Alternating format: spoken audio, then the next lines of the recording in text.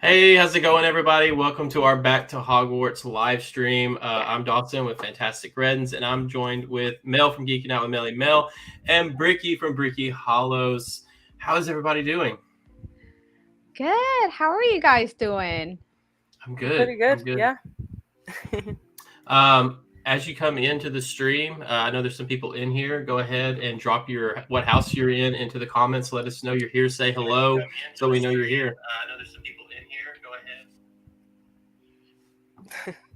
Should we start with us? I mean, I feel like everybody knows our houses. Yeah, Maybe. but we can still do it though. Mel, you want to start? Well, she's wearing Ravenclaw, of course. She's wearing it. So yeah, Ravenclaw. Ricky. Oop. Yes, right, Ravenclaw as well.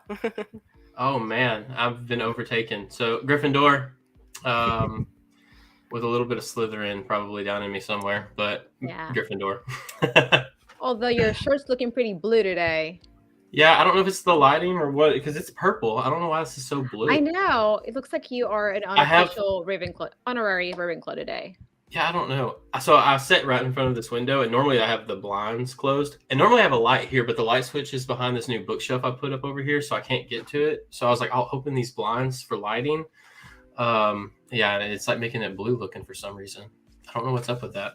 That's fine. All Ravenclaws today. Yeah. So we got 5 people in here. Guys, as you join up, just comment, say hello so we know you're here. Hi, everyone. Hey, so I guess we'll do the usuals, right? Everybody introduce themselves. So, Bricky, first of all, we're so excited that you're here. Yes, and we finally get to see the genius behind the account. So, do you want to talk about like your Instagram account and all that stuff? And then I guess I'll go next, and then we'll let Mr. Redden be last. Yeah, I'll sure.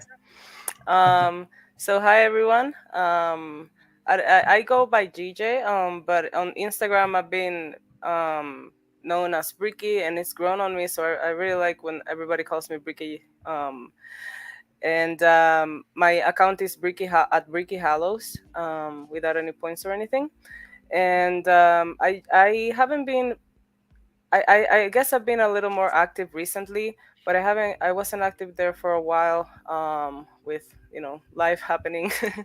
But I'm hoping now that I moved recently, and so I'm setting up my collection, and I'm hoping to be able to post more now that everything is in its place, and I just have a few more things to put out there. Also more space for actually building my Lego sets, which are mostly in boxes right now. So you'll be seeing more of Lego sets kind of set up and displays. Would you say that's like your main collection, Legos, like the main thing you collect? Yes.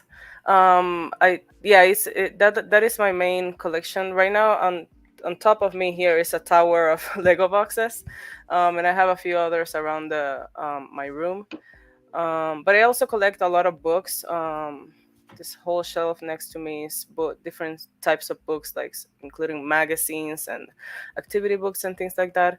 So yeah, but my main collection kind of line is Lego.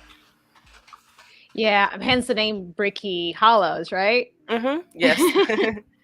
Exactly. Awesome. And hey, Travis, he is from Associate Travis, and he's as his other channel, Florida Pickers, which actually, you guys have to check it out. It's really cool.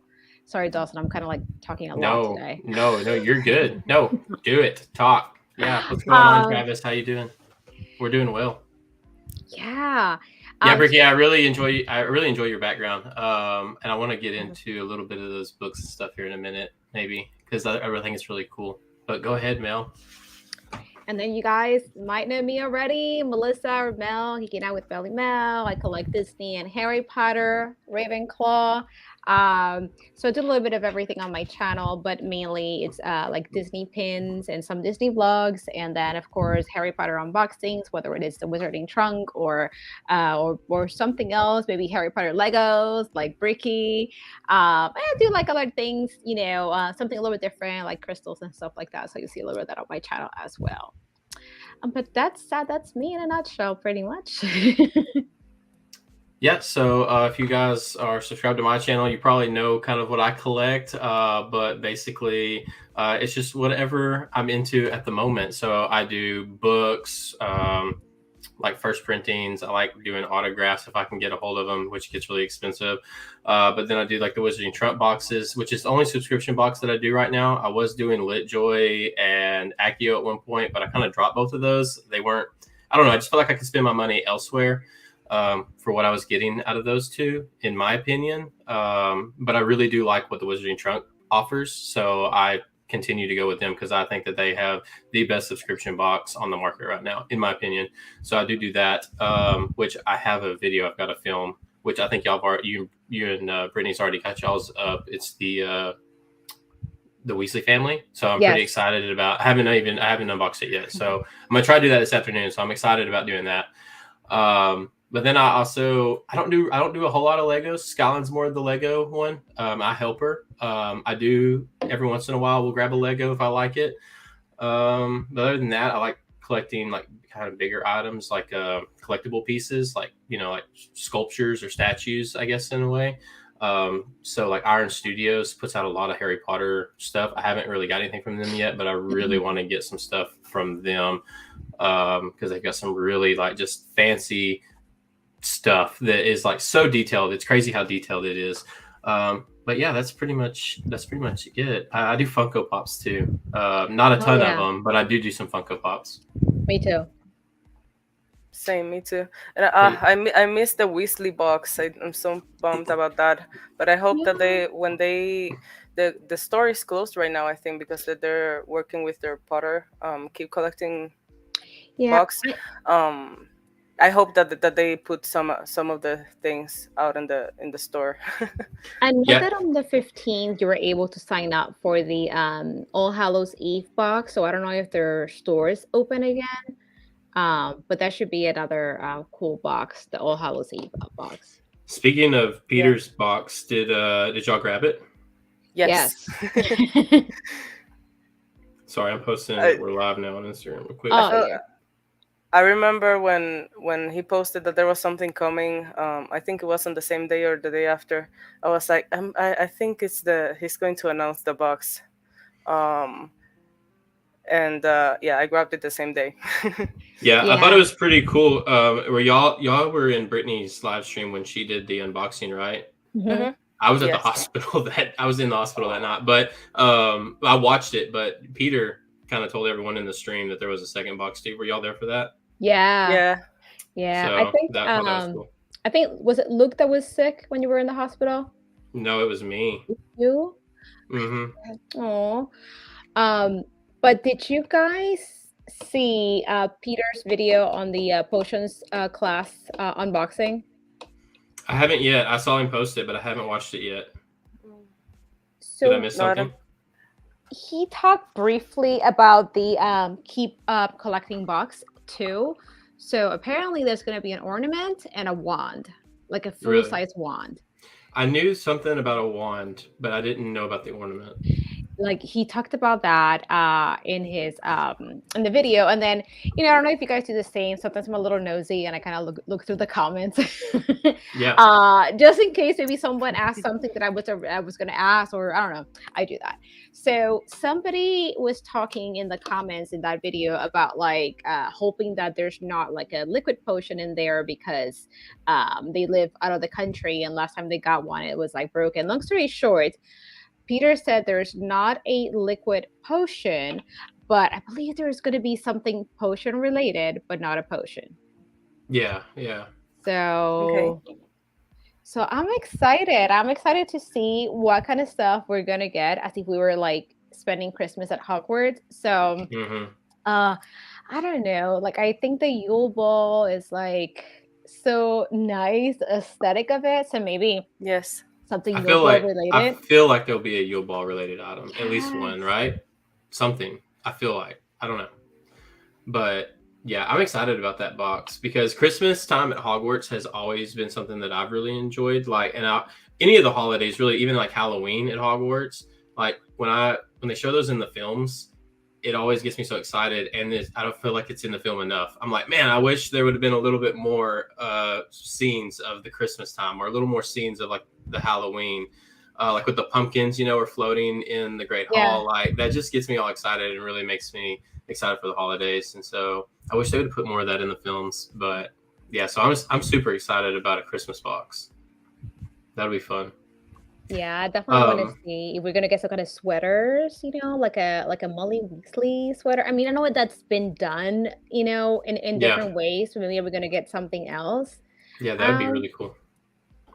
Yeah. And the box was cheaper this time too. I think it was like was it $5 or $10 cheaper? I don't remember. I think it was $10. $10 cheaper? Yeah. But he said it's gonna have like the same amount of items and stuff. So that'll be cool. Yeah. I'm excited. And we're gonna get it just before like Christmas. Because I believe they ship out like the first week in November or something. So we should be getting it by like Thanksgiving maybe. At least. So I'm excited. And I wonder if we'll get like stockings maybe, or if we're gonna get something personalized like per house, like you get a Gryffindor stocking, we get like Ravenclaw stockings or something. I don't know, but I am excited. Yeah, me too. I'm ready for that. I guess I should tell chat real quick that Christian and Michael, you may be wondering where Christian and Michael is because we haven't talked about that yet, but they messaged me right before the stream. They got sick this weekend. They were hoping to be better by the time the stream started. They were sleeping, trying to like sleep it off. They weren't feeling too good, so they had to cancel, unfortunately. So that's why Christian and Michael is not here if you're wondering where they are at. So hopefully they get well. And if they watch the stream later or something, Christian, Michael, hope you get well soon. I don't like it when people are sick. I don't like being sick. It sucks. It does suck. It's not fun. It's not. So let's not talk about sick. But so back to Hogwarts is literally like right around the corner, which is the whole point of this stream. So when y'all think of Back to Hogwarts, what do you think of? Like what makes you excited about Back to Hogwarts? I don't know why. Ricky, you go first. Okay. I don't know why I always think of the first movie. I start watching it repeatedly around this time, and just thinking of that first experience of going through the story of Harry going to Hogwarts for the first time. And I know that every year is a different sort of scene of how he gets to Hogwarts, and there's a lot of exciting things that happen, like in Chamber of Secrets also, with the Fort Anglia arriving in the car and everything. But I always go back to think about the first movie for some reason in the book, and just the joy that he felt, that Harry felt when he learned that he was a wizard. Yeah. Can you imagine just like finding something out like that? Like you're living your normal life as a kid and you think nothing magical is, like, you know what I mean? And then all of a sudden out of nowhere, all this crazy stuff starts happening to you. Like you would almost feel like you're living like in a dream. Exactly. I mean, yes. Can you imagine, like, first off, getting the letter saying, hey, you're accepted to Hogwarts Witchcraft and Wizardry? First off, I'd be like, what? and then on top of that, having this big old guy bust down a door and be like, hey, I'm taking you to Hogwarts. Like, come on.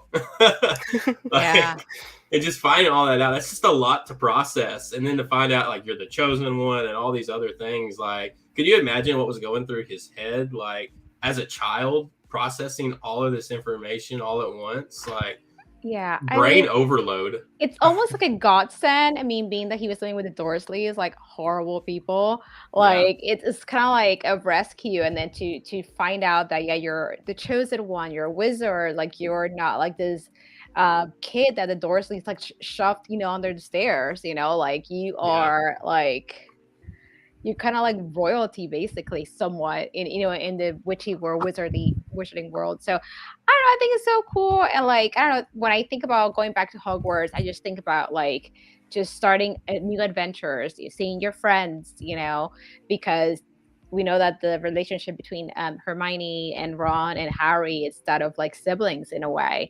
So like I just think of that, just like it automatically means like new adventures and then just seeing your friends and just like fun times. It's like oh hey, there are Spectorix. Hey guys, hope you're feeling better. Hope you feel better soon.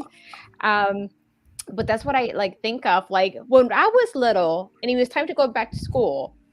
I wasn't necessarily thrilled about going back to school, but I did like the back to school shopping. Oh yes, like I enjoyed that. I enjoyed getting all the supplies, the pens, the pencils, the notebooks. Back in Puerto Rico, it was like we had this thing called like the Gene books. And anyway, so that's what I think about, like just like for Harry Potter, it's just kind of like for Harry, it's just like the beginning of the adventure. That's what I think about, and seeing your friends and just good times. As where when I was little, it's like, oh yay, great, going back to school. Ugh. But I don't know, I just think about all of that. Which, side note, so as we were talking about Harry Potter, good Christian, I love back to school shopping. Right, me too. So like he blames Michael for getting sick. Oh, I just saw it now. Yeah. And this time, Michael, instead of being like Michael said no, Christian, you should be like Christian said no. But like, oh my gosh, where I was going with this? Okay, so when you were talking about, oh my gosh, squirrel woman. So when you were talking about, Hogwarts being the school of witchcraft and wizardry and all that stuff, like, side note, I'm going to actually bring this up during the stream, see what you guys think about it. So I've been doing a lot of research and reading about like witchy things and things like that. And J.K. Rowling must have a really in-depth like knowledge about this kind of stuff, because as I'm like reading from different books, a lot of the stuff that you see in Harry Potter is really part of like mythology and part of like books, like the Velas is like a thing, like Fleur Delacour being part Vela, like there's supposed to be like some kind of fairies or like forest spirits or something like that. I need to read more into that. It has to do with like Valkyries and different things. I gotta read more about it. But like I saw that listed in this book that I was reading, and I was like, that is pretty interesting. And even dragons being like a creature that it was associated with guarding wealth, and yet you see a dragon on top of Gringotts. Yeah. And like a bunch of other things. And I was like, I gotta kind of bring this on the stream because like she must really know a lot about that stuff. And then in one of the books that I was reading, they talk about I guess like a mythical figure too called Sirius. Mm-hmm. So like it's kind of interesting to see how like she really brought all of this into the books, and it's not just all made up. Like she really pulled from like a lot of different things. Yeah. Squirrel moment, but yeah. I know a lot of people have a lot of problems with J.K. Rowling, but she does have a brilliant mind when it comes to things like that. Like she just really is, in tune with that stuff. And I'd like to really know like where all she pulled from, because I think it's really interesting. But that's a lot of good points there, Mel. A lot of good points. Yeah, like I know that the whole J.K. Rowling thing, it's it's a bit of like a touchy subject, and I don't agree with like some of her points of views with certain things. I do think he's got a brilliant mind as far as creating, Harry Potter and all of this. It kind of almost makes you think how someone that might seem very close-minded with certain point of views is really open about other things like witchcraft and wizardry and pulling all these things that are really deep into, I guess, the occult. So it kind of makes you wonder, like, how can you be close-minded for some things and not others? But I guess that's a topic for another day. But yeah, absolutely. Yeah, it is crazy. And I think you can dislike the person and still like the source material. Mm-hmm. Like, you know what I mean? I don't feel like you have to close off like, hey, I don't like her no more, so I can't like the property no more. I could never be that way, I don't think. I could like dislike the person and not agree with what they agree with, but I don't think I could close myself off to the source material. Something that I fell in love with. I feel like I'd be punishing myself if I did that. Like, yeah, I mean, you can always support small shops like the yeah, Wizarding that Trunk too. Yeah, or exactly. Etsy shops, like that. These are items are created for us by other fans, and you know, you see, you want to highlight Christian's comment. Yeah. So what's funny about this is that I don't know if he did the JK on Yeah, purpose or not. probably. That's funny. Funny stuff. Yeah, I feel the Um, same way about her as you guys have mentioned. I love the story so much, and I don't agree with everything that she's put out there. But I admire her in her as an author and the story that she created. yeah, I do too. And like she has so much and there's so much to Harry Potter that's just not even in the books. Like all the backstory stuff. There's a lot of really deep storytelling that's like not even in the books that you can like find out about. And like it's just crazy that her mind can process all of that and come up with all of that. I don't know. I admire any author that can pull all that information and just come up with all these like integral backstories for all these different characters and creatures and different world building. It's just it blows my mind because I personally could not do it like at all. Yeah. And you know, something that I learned yesterday, maybe I just didn't know because I'm ESL, English second language, but like I didn't know that. Do you know what Wittershins means? I don't guess so. So you know how the Wizarding Trunk has the Wittershins, Yeah, like, the Wittershins joke shop. Oh, okay. so it means to move counterclockwise. Really? So that's Wittershin. So like in this this giant, the book is literally like this big. So like when I read that, I was like, Wizarding Trunk, you guys are clever. So it actually does mean like moving counterclockwise. But That's anyway, cool. I have to share I didn't know that. That's cool. No, full that's of cool. random facts today. Ricky McDork says, "Love your shelves." And how was the move? It was actually not too bad because it was only 15-minute drive away from my previous apartment. The process of unpacking has been a challenge though. It took forever to put these things out, but everything made it here safe, and I need to post some updates about that because I did a few stories on Instagram about how I was packing and how I did the Lego sets that were built. So I'll put a few updates soon about how they arrived, which they did. They arrived almost in perfect condition.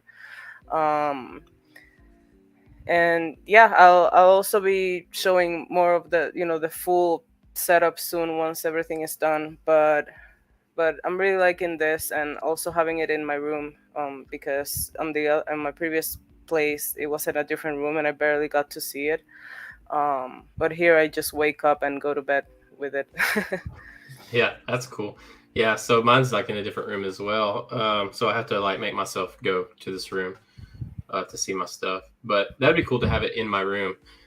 I don't think Kristen would allow me to bring all the Harry Potter stuff into the room. I would probably get banished from the house. Let's see here. We got Annette's in here. Annie, the weird and crafty witch here listening. Gryffindor with a strong Hufflepuff second due to maturity. Awesome. How's it going? Yeah, hey, Annette. You know what's funny? That reminded me. The Weird Sisters, that's something too that is into like that book that I have. It talks about the Weird Sisters. That's another thing that, gets thrown into Harry Potter and even the Wizarding Trunk. But the Weird Sisters was really spelled WYRD, but it got moved as like the weird that we know now. Yeah. That reminded me of that. McDork says that that's what they have, Harry Potter in their room, in their bedroom. Man, I wish Kristen would just, she wouldn't go for it. Maybe you can start little by little, where it's like stuff that is barely noticeable, and then just keep on adding to it. Yeah, that reminds me. Do y'all ever watch The Big Bang Theory? No, but I know what you're talking about. I've only seen bits and pieces. Well, there's like this episode where, so they're like real geeky, and so like their whole like apartment is in their bedrooms is all done in like franchises that they love, Batman, Superman, all that stuff. Anyways, so Leonard has this girl that moves in with him into his bedroom, and she starts like removing things and putting her stuff in there little by little like that. And Leonard doesn't notice it. And then Sheldon like brings it up. He's like, y'all are living together. And he's like, no, we're not living together. She just stays here every once in a while. He's like, or no, is it Sheldon or Penny? No, it's Penny. She comes in there. But anyways, she's like, y'all are living together. And he's like, no, we're not. And she was like, yeah, you are. So she takes him in there and literally like everything has now been changed and all of his stuff is missing. And he's like, where's this? Where's that? And like, it's all these girly things, you know, and he like has no idea where any of his stuff's at. So it's kind of funny. It just reminded me of that. Here you go. You should totally do that. You have visuals. How to make it work. I've got visuals. Yeah. I should do that. Yeah. Most of my stuff is just here. So I film outside of not in my bedroom. This is my little studio. I do have some Harry Potter stuff in my room though, but not like this. Yeah. So chat. So feel free as we ask questions to each other about Back to Hogwarts to drop your answer into the chat as well so that we can pull it up and talk about it. The question that we were just talking about is, what does Back to Hogwarts kind of mean to you? What do you think of when you think of Back to Hogwarts? For me, Back to Hogwarts is always like a special time. I get really excited about it. It's really close to like mine and Skyland's birthday, so like I associate it with like our birthday, you know, and it always gets me excited that I know that it's right there around the same time. But what I really enjoy about Back to Hogwarts, other than just like binging the first movie or rereading the first book, and just having that excitement about it, is everyone always talks about like new merchandise at the beginning of the year. Like in January, they're like, this is what I'm going to get this year. And they make a list of things that they want to get for the year. I always do it more around this time because it seems like all the companies are dropping new merchandise around Back to Hogwarts time. Like there's so many companies that are dropping new stuff. Pre-order this, pre-order that. So like I get excited about all the new merchandise around this time because I always know that around this time, we're always going to get a bunch of new cool Harry Potter stuff that's going to be getting released. I mean, they announced the new Lego set, the new train set here recently. I think Pottery Barn Teen just announced a whole list of new things. Yes, they did. That they're going to be. That's I think you can get now.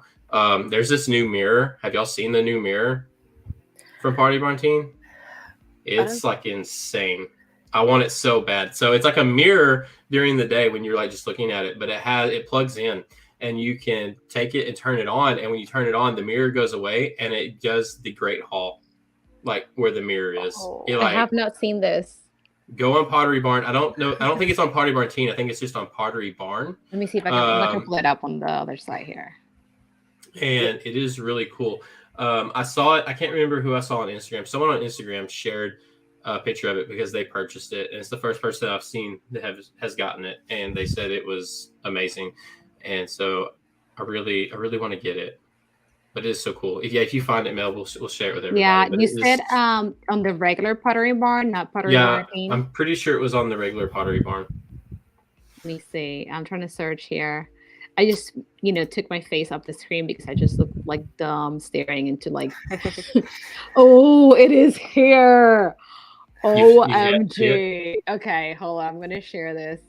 So Annette says, long live the Wizarding Trunk. I do mostly collectibles and select clothing. That's awesome. Yeah, the Wizarding Trunk is really, really cool. Let me see. Where is it? Okay, I'm trying to share it. There you go. Okay. Boom. All right. Yeah, so here it is. $400. Holy cow. Yeah, so it's not a cheap piece, but it is absolutely stunning. And so it has like a video or something. So see, it's normally like a mirror, and as you can see there, see it's got that little cord that comes off the left side there, and you plug it in. And so when you plug it in and turn it on at night or whenever, the mirror kind of like goes away, and then it does the background of the Great Hall. I don't know if there's a video. Let's see if there was. There should be like whoever it was that was on Instagram that purchased it, they shared a video. I just cannot remember who it was. I feel like I'd seen this in a story or something before the drop that happened. Like, I think it was on the same day of Hogwarts Legacy. Um, but yeah, it's beautiful. Yeah, it's interesting how like the frame is like this like ivory color kind of rather than gold. Yeah, Um, I think they're trying to go for like kind of that those arches at Hogwarts, you know. oh, I see what you mean. You know what I'm saying? To Yeah, so give it not kind like of the like yeah, because I was thinking Mirror of Erised, mhm. but then it doesn't resemble it at all. But I can see how it's the you know those arches like that. That is pretty cool. Like, and how big is this anyway? From the video I've seen, it's pretty big. I don't know if it says on this website or That's not. what I'm trying to see. See, 399 seems like a lot, Um, but for what it does and from what I've seen of it and how big it was, like I think that's a pretty decent deal. interesting. Oh, dimensions. Okay, Here we there it go. is right there. Here they are. So 20 by 42. Yeah, and it's almost 19 pounds. It's a pretty big mirror. It's pretty decent size. Hmm. I don't know. I think it's really cool. Would you pay for it or $3.99 for that? I feel like everything here at Pottery Barn is really expensive. It is. Even like the littlest things are so expensive. It's I don't know. It's insane Yeah, how I don't expensive know. that it can Maybe on be. sale. Yeah. One thing that they put in their store is the Goblet of Fire, the cup, um, in ornament size. So I think that one is one that I have on my wish list because I don't have a the trophy. Hmm. The bigger size are more expensive, but that one, if you just want like a little thing, it's really true to how it actually looks, but it's a small piece. I think it's either 25 or $29, which is still kind of expensive for an ornament, Right. Yeah. but it seems like it might be like about this big, which would be nice to have if you Yeah. don't have the actual cup. Yeah. Annette, I think you may be on a slight delay. You may refresh your stream, but she said Peter did hint about those items. That was from way earlier in the stream. Yeah. And And yeah, being sick does suck. yeah, it's not. And how cool is that your birthday is on Halloween? Dawson, when's your Yeah, birthday? I know mine. I just Skylar's had is it. recent. Mine was August Oh, 16th. oh my goodness, that's right. I did say happy birthday. Listen, do not mind me. Like, Oh no, it's all good. But yeah, 32. you turned 32? Yeah, and Kristen just turned 33. Yeah, so me and Kristen's the same age for like a week, and then she goes a year older than me. But yeah, Yeah, my birthday's coming up too, but I'm turning 38. 38. Well, you don't look at mail, Yeah, so all yeah, good. not at all. Thank I thought you. I thought we were all. I'm 31. I turned 32 in February, but yeah, I thought we were about the same because yeah, you don't look at all 38. Thank you. When I think that I'm like 2 years away from 40, I'm like, holy cow. Yeah, I know. Getting old sucks. There's a lot that's been coming with getting old, at least for me, that I've not enjoyed. Hey, Marion. Hey. Marion, how's it going? She says she's been missing the live streams, and it's nice to see y'all. Glad you're here. Yeah, I'm glad you could make it. Yeah, life's been hectic for probably everybody. I don't know. It's been hectic for me lately. I don't know about y'all, but life's been really hectic. Oh, yeah. It hasn't felt like it's slowed down, and this year has just kind of blown by.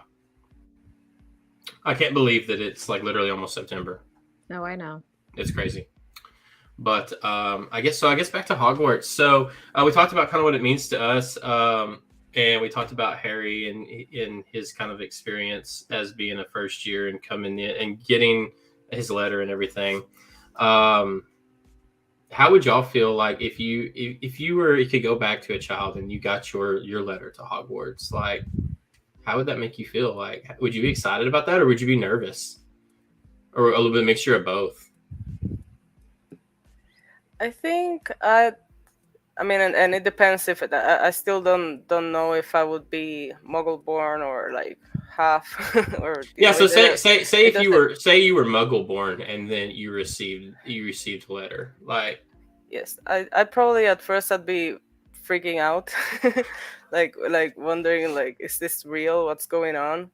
But then I was a very, yeah, I've always been a Ravenclaw. In my academic life, it was just like Ravenclaws are. So I think I after the initial shock that would have lasted probably a few weeks anyway, I would have been excited to go and learn um, everything that I could. Yeah. Mel? Um, so I don't know. So as a kid, yeah, I was a really good student. Like I always like studied and stuff. Somehow I got lucky with like books.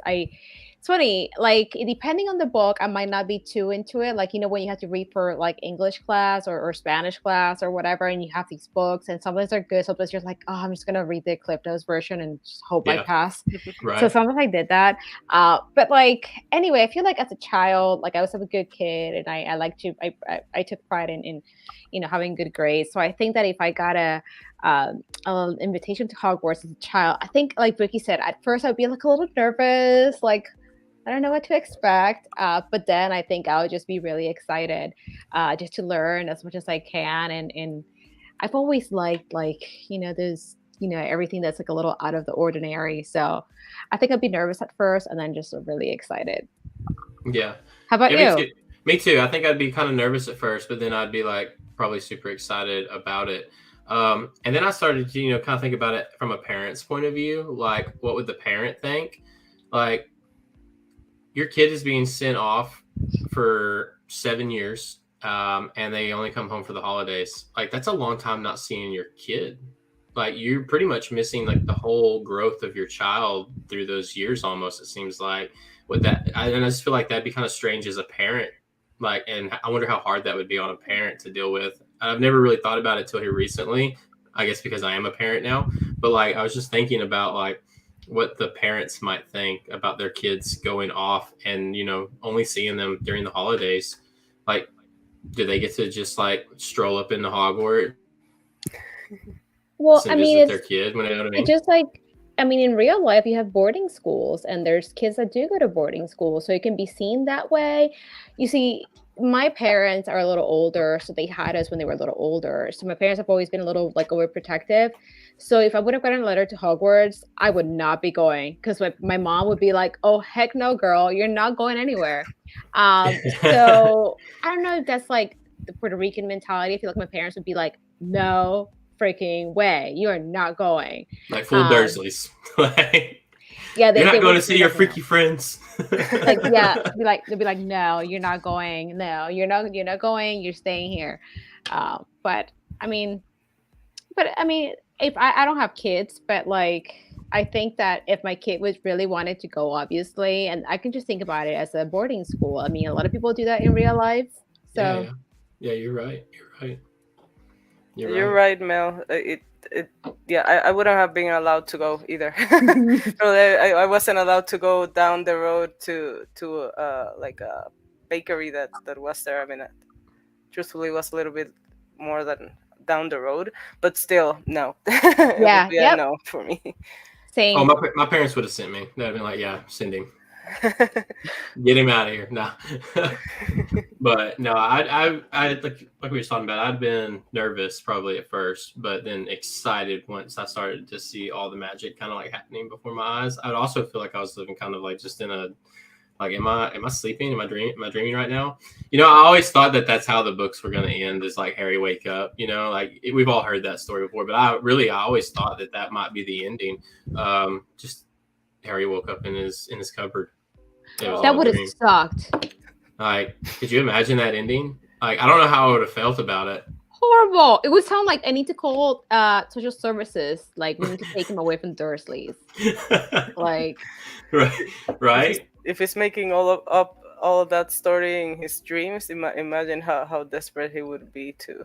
I know. To leave. Yeah. You got to be desperate to like want out of there if your brain has come up with all that. Like, that's it. We're calling Dyfus. Yeah. Yeah. So so moving on to like getting into Diagon Alley, we know that you, as a first year, or even just going back to Hogwarts period, you got to get certain things to take with you. If you play Quidditch, you're gonna need a broomstick. Do y'all have like a favorite broomstick from the movies that you really enjoy, like out of the ones that are in the films? The Fireball. Firebolt, Ricky. Me too. Firebolt. I think I also have a soft spot for the Nimbus. The Nimbus 2000. Because it's the first one. I in my like personal, how do you say it, headcanon.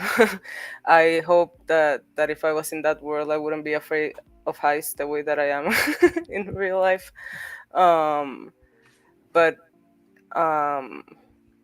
if not, then maybe I wouldn't be too fond of broomsticks. But Fireball or Nimbus 2000.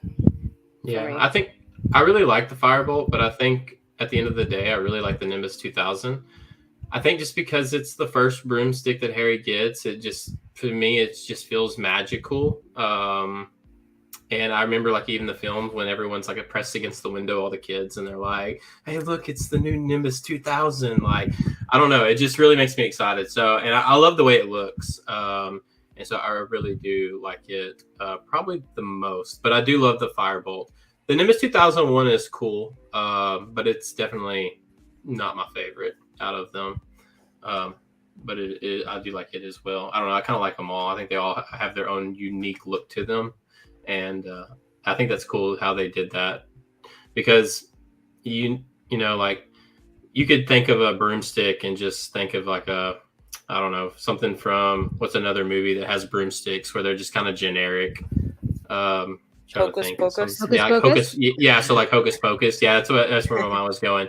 So they're just kind of generic. So I like how they like made them all kind of unique and have their own different look as well. Which, if you pay attention to a lot of the like supporting cast, their brooms are pretty generic. Like even when they're playing Quidditch, if you look, like only like certain people have like the really nice broomsticks, which is like Draco and Harry and them. But you know yeah, what I thought? Oh, sorry. No, go ahead. What I thought is in the first movie is really cool. The when they're playing Quidditch, that some of the characters got maybe like rendered in computer. You know, they basically got made into this computer characters for some of the moves that they do in the game. Mm-hmm. I thought that would be really neat if to have that. It's basically kind of having your own personalized Quidditch game for video gaming. Yeah. The character. yeah, that is cool. And you know, like you talk about that, when I was younger, I didn't even notice, I guess, when I'm watching it, that they are computer rendered, until like as I got older, I realized, you know, they're a little more computer rendered. But as a kid, you don't really notice it too much, I don't guess. But I've noticed it more over the years. But so if y'all could choose any way of travel, like besides broomsticks, would you choose something different?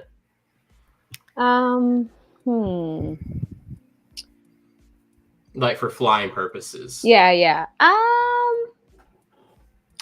I mean, the Fort Anglia seems like really cool, but it's not too far off from just how we go in our cars. So maybe I think that Thestral would be pretty cool. It's kind of like, it seems like manageable, like you can sit on a horse, maybe you can do a Thestral, because I feel like flying on like a hippogriff, like it can be like a little awkward, or even like a dragon. So you might have more of like a better grip with like a Thestral, and it's not as common as the Fort Anglia, who's a little temperamental. Yeah. So, so Fort Anglia is a little temperamental. Yeah. You would think the Fort Anglia would be like the safer route because you're like enclosed. Yeah. But it is temperamental. So you might not be as safe as you think you are. Yeah. But yeah, for me, Thestral too. Like if I wasn't flying a broom, it would be a Thestral. But I love Thestrals. They're like my favorite creature in the Wizarding world. So that's an easy pick for me. What about you, Bricky? I think for me, if it was a creature, a Thestro probably, out of the ones that we see in the stories. But Mm-hmm. otherwise, Sirius's motorbike Oh yeah. seems pretty neat.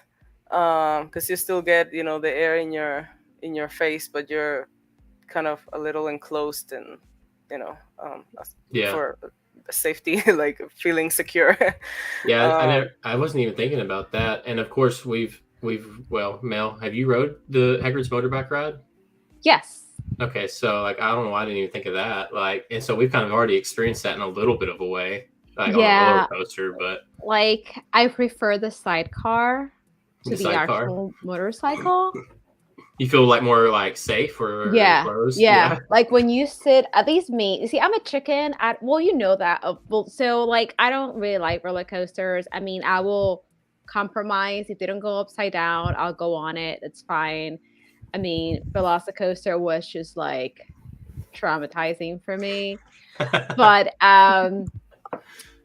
But I did Hagrid's and then I did both the bike and the sidecar. On the bike, I just felt like I was gonna fly off a little bit on some of these turns. So Hmm. like being in the sidecar allowed me to enjoy it and feel safe. So You know, sidecar all the way. out of all the times I've rode that ride, I've never done sidecar. Really? Yeah, I've always been like, all right, I waited this long in this line. I'm getting on the bike itself. But Like, I I can don't see know. So I've never done sidecar, but I've heard that it feels different than on the bike. Like I heard it's like a different experience. So I need to next time we go, just force myself. Like I'm going to do sidecar this I mean, time but you're a pretty tall guy, so I don't know if it'll be a little uncomfortable for you to be on the sidecar. because it's kind of smaller, right? Like it's a little more Mm-hmm. tight. Mm-hmm. Well, it can't be any worse than the Flight of the Hippogriff ride because that one is pretty I tight haven't as done that. well. I don't You have haven't done kids. that? Hey, even if you don't have a kid, do it one time. It's I okay. think It's you need not a kid like for great. that. It's not, huh? I think you need a kid for that. No, you don't. I think so. No, you can ride it. I promise Mm, you. And it's not too bad. You'd be all right. I think you need to borrow a kid. Well, I'll let you borrow my kid. I'll borrow Skyline. Yeah, you can borrow Skyline. She loved you and Amy anyways, so Aww. she'd go anyways. She You know, wouldn't have a Amy's problem with it. coming with us to Halloween Horror Nights when Is we she really? go. I want Mhm. to try maybe next year. I want to try to go next year to Halloween Horror Nights, or we really wanted to do the Christmas thing because we've never done Christmas there. So we was like, well, we'll do Christmas this year, and then we thought maybe we'll do Halloween Horror Nights next year. So I don't know. Next year we're gonna go. Hopefully, either at Halloween or Christmas, since we're not getting to this year. Marion says, I loved the Hogwarts Quidditch PS2 game. I don't think I ever played that. I don't know if y'all are familiar with that game, but it was awesome. However, they did not have an Ireland team. Rooms were different for each team too. Super cool. So I did play a lot of the like Harry Potter games growing up, like on the PlayStation, like the old school. I don't know if y'all ever played those or if y'all game at all. But I did play those growing up, and they were a lot of fun. And I think you can still download them for like the PC and stuff and play them. But I never played the Quidditch game. Yeah, me either. But there was, I don't remember which one it was. I think it was the first Harry Potter game that I played, and it was the Sorcerer's Stone. You had to chase Draco down to try to get Neville's Remembrall back. I remember doing that. I remember it being a lot of fun. Annette says, I think I eventually want to get all the items on the school list. Those scales we recently got from the Wizarding Trunk. Those were super cool. Because I've always wanted scales, so it was really neat getting those. And it wasn't something I was thinking about when I was thinking about that box. I would have never thought scales. Me either. And for some reason, as I was opening that, like even though I could clearly say that it said scales on the box, I was thinking that it could be like a candle carousel, kind of like the one that we got from LitJoy. Yeah. So I was thinking it was going to be something like that for some reason. Just like the wax melt. For some reason, even though I read that the thing said it was a wax melt, I thought it was a scrub because the bottle kind of resembles something you get from like Alchemy for the Skin. Yeah. So luckily it wasn't like, let's try this on. Luckily I didn't put it all over my hands. But yeah. So I actually put that stuff in our wax warmer downstairs, and it smells pretty good. It's not like super strong, but it does smell good. I thought it smelled pretty good. It's like a orangey, I think it was orange blossom or something. I think is what the smell was. I thought it smelled pretty good. Yeah, Annette, I think you are on like a big delay. Yeah, I think the mirror was, I still have it here. It was 20 by 42 and it weighs 18.25 pounds. It's on my wish list. It won't be anytime soon, but it is on my wish list. I showed you. I haven't made a video yet, so I'm not going to say what it is. But I did show you what I got for my birthday, right? Mm-hmm. I still don't have. Cool. I still don't have it hung up yet. It's I was going to ask if you used it, but then no, it's still setting over in the corner, being ready to. I just don't know where to put it yet. I'm trying to like figure it out. I kind of want to get some bookshelves on this one wall where my brick is, and see like how tall they're going to be before I decide where I'm going to hang it. Because I may hang it on the brick wall, but I don't want to like. I want to make sure I put it in the right spot. So I just haven't done it yet. Yeah. Like mine is in our bedroom, so like it's there. I see it. At least it's somewhere where I can see it. So I thought I had a bunch of pins because I have like this. I had this bag. Actually, it's that. It's a Wizarding Trip bag. It was like. It's for like a mandrake or something. It's like a little Neville bag. It's like really small and brown. I don't know if you remember what I'm talking about. I think it's one that didn't we get that like in the Keep Collecting box or around that time? Probably, yeah. It's been a little while. It's like a little brown like leather pouch. Yeah. So I've been throwing all my pins in there, and it was like overstuffed with pins. And so I was like, man, I've got so many pins and stuff. And then I realized I don't have as many pins as I do once I started like trying to arrange stuff. I was like, okay, I don't have as many as I thought I did. But anyways. Marianne asked a cool question here. Okay, let's see. You want to read it? If you had to choose between the mirror and the collector's edition of Hogwarts Legacy, which one would you pick? Oh, the mirror. Yeah. Same. So we can talk about that real quick. The Hogwarts Legacy game. So I don't know. Are y'all gonna play it? Do you have a way of playing it? Like, I got it for PC. I honestly haven't played it in a long time. Video games in a long time, but I'm gonna try it because it looks really cool. So you pre-ordered it? Yeah, for PC. Yeah, so I'm gonna do the same thing. I'm gonna pre-order it for PC as well, but I'm gonna also do like videos on the channel. I'm not gonna live stream it. I'm gonna do like 30-minute videos of like break it apart into like part 1, part 2, part 3, and I'm gonna post it, like that, and do the gameplay of it until I beat it. But for me, definitely the mirror. I was super excited about Hogwarts Legacy's Collector's Edition, and then I was like, I'm buying it no matter what it is. I'm gonna get it. And then they posted it, and I was like, I don't think it's worth the money because it's so expensive, and it's really not a whole lot. I don't know if y'all have seen it, but it's just like a little like plasticky looking book. It's got the map on it of the grounds, and then it has this wand that doesn't really look. It looks kind of cheap.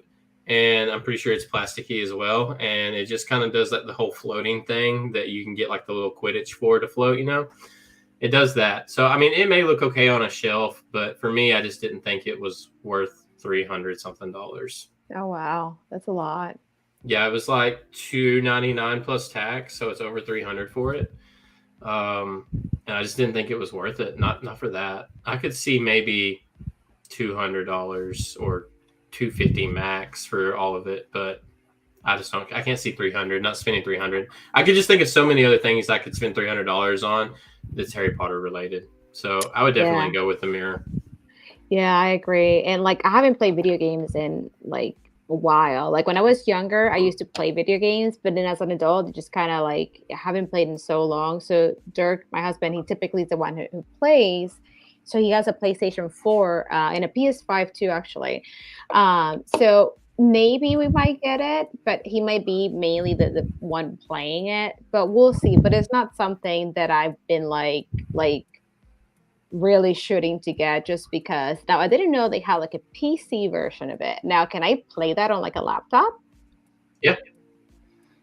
I'm pretty sure you can play it on a laptop as well.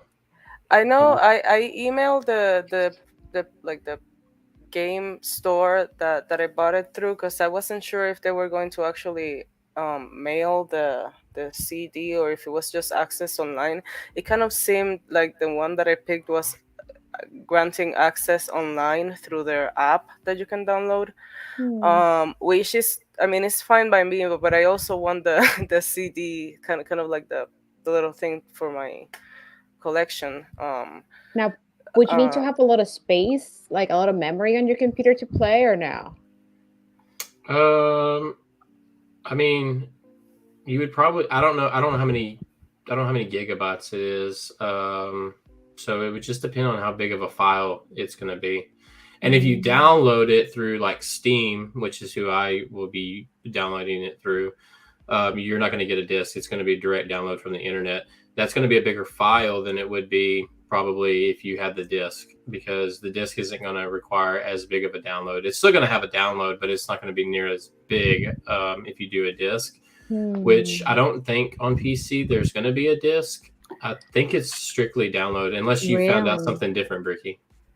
Okay, yeah, no, that's what I was thinking. I just emailed them just in case, but it didn't even ask for my mailing address.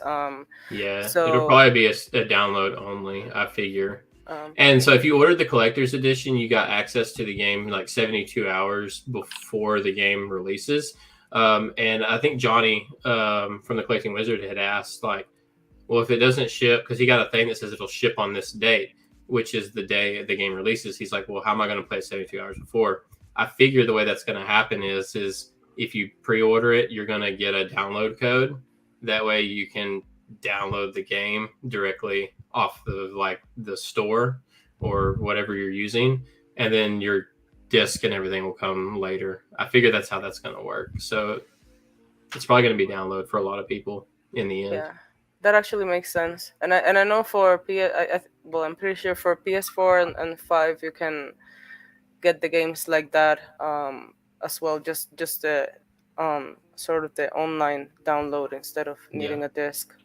I'll be buying it for PC and PlayStation because Skyline's going to want to play it as well, and we have a PlayStation, so for me personally, for like the way I'm going to do it and edit the videos and upload it to YouTube, I'm going to play on my PC. That way I can record everything with my PC, and then on the PlayStation, Scott's going to play it on there. So I'll probably have I'll keep her hard copy basically for my collection and let her play the game. Let's see. Annette said, I have heard about the game, but have no desire. And I think Annette has got her stream fixed because she's back with us now. And she said definitely the mirror as well. Yeah, that mirror is amazing, and I think for Pottery Barn is bringing the little mirror of Erised as an ornament. I think I'm gonna get that one as well because I don't have the mirror in any form. Yeah, I did see that. I have the little mirror. It's not like very big. It's from Noble Collection, but I do want the big one, but I don't know. Yeah, I kind of want that other one. So I don't know. Right now, I want to get one of them. I just don't know which one I want to get. I kind of want to get the one that has the whole light up thing because I just think that's unique. Yeah, I agree. I was trying to see if I could see the ornaments here, but it looks like my thing is not working right. It's like it's a little delayed here. But that's pretty cool. Yeah, just like you, Ricky, I don't have any mirror or anything, replicas or miniature ornaments or anything. I do have earrings that my friend made, actually that Amy made, Dawson. So but yeah, actually I just remembered that I have this the necklace. This is from Hot Topic. They have it right now. That's cute. It has like a little flower thing in there. I do have that, and there's like a vintage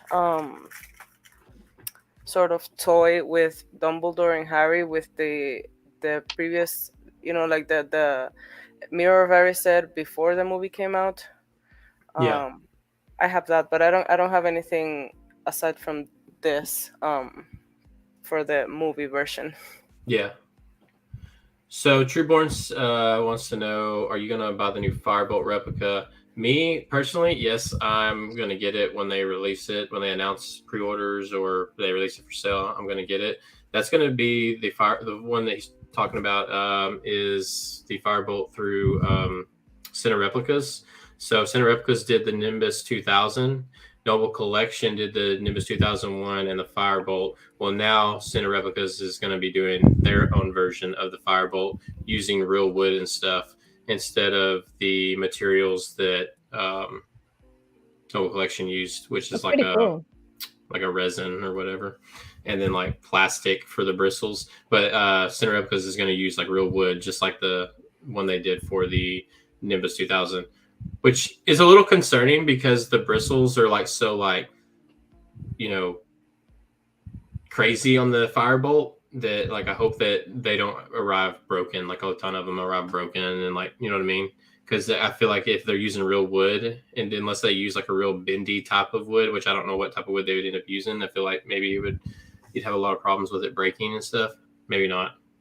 Now, what kind of price point can we like expect for that? I would assume it's going to be probably around the same price as the Nimbus 2000, which was like $300. So I would assume probably in the 300 range. Look at that. 3 things so far we can buy with $300. The game, the broom, the mirror. Exactly. You see, that's what I'm saying. So many things you could purchase. And I just feel like that the game, at least for that collector's edition, is just not worth it. And I did have FOMO really bad about it. And then I was like, after talking to Kristen, I was like, yeah, never mind. FOMO gone. You know that I recently discovered what that means? Like maybe like a couple months ago. Really?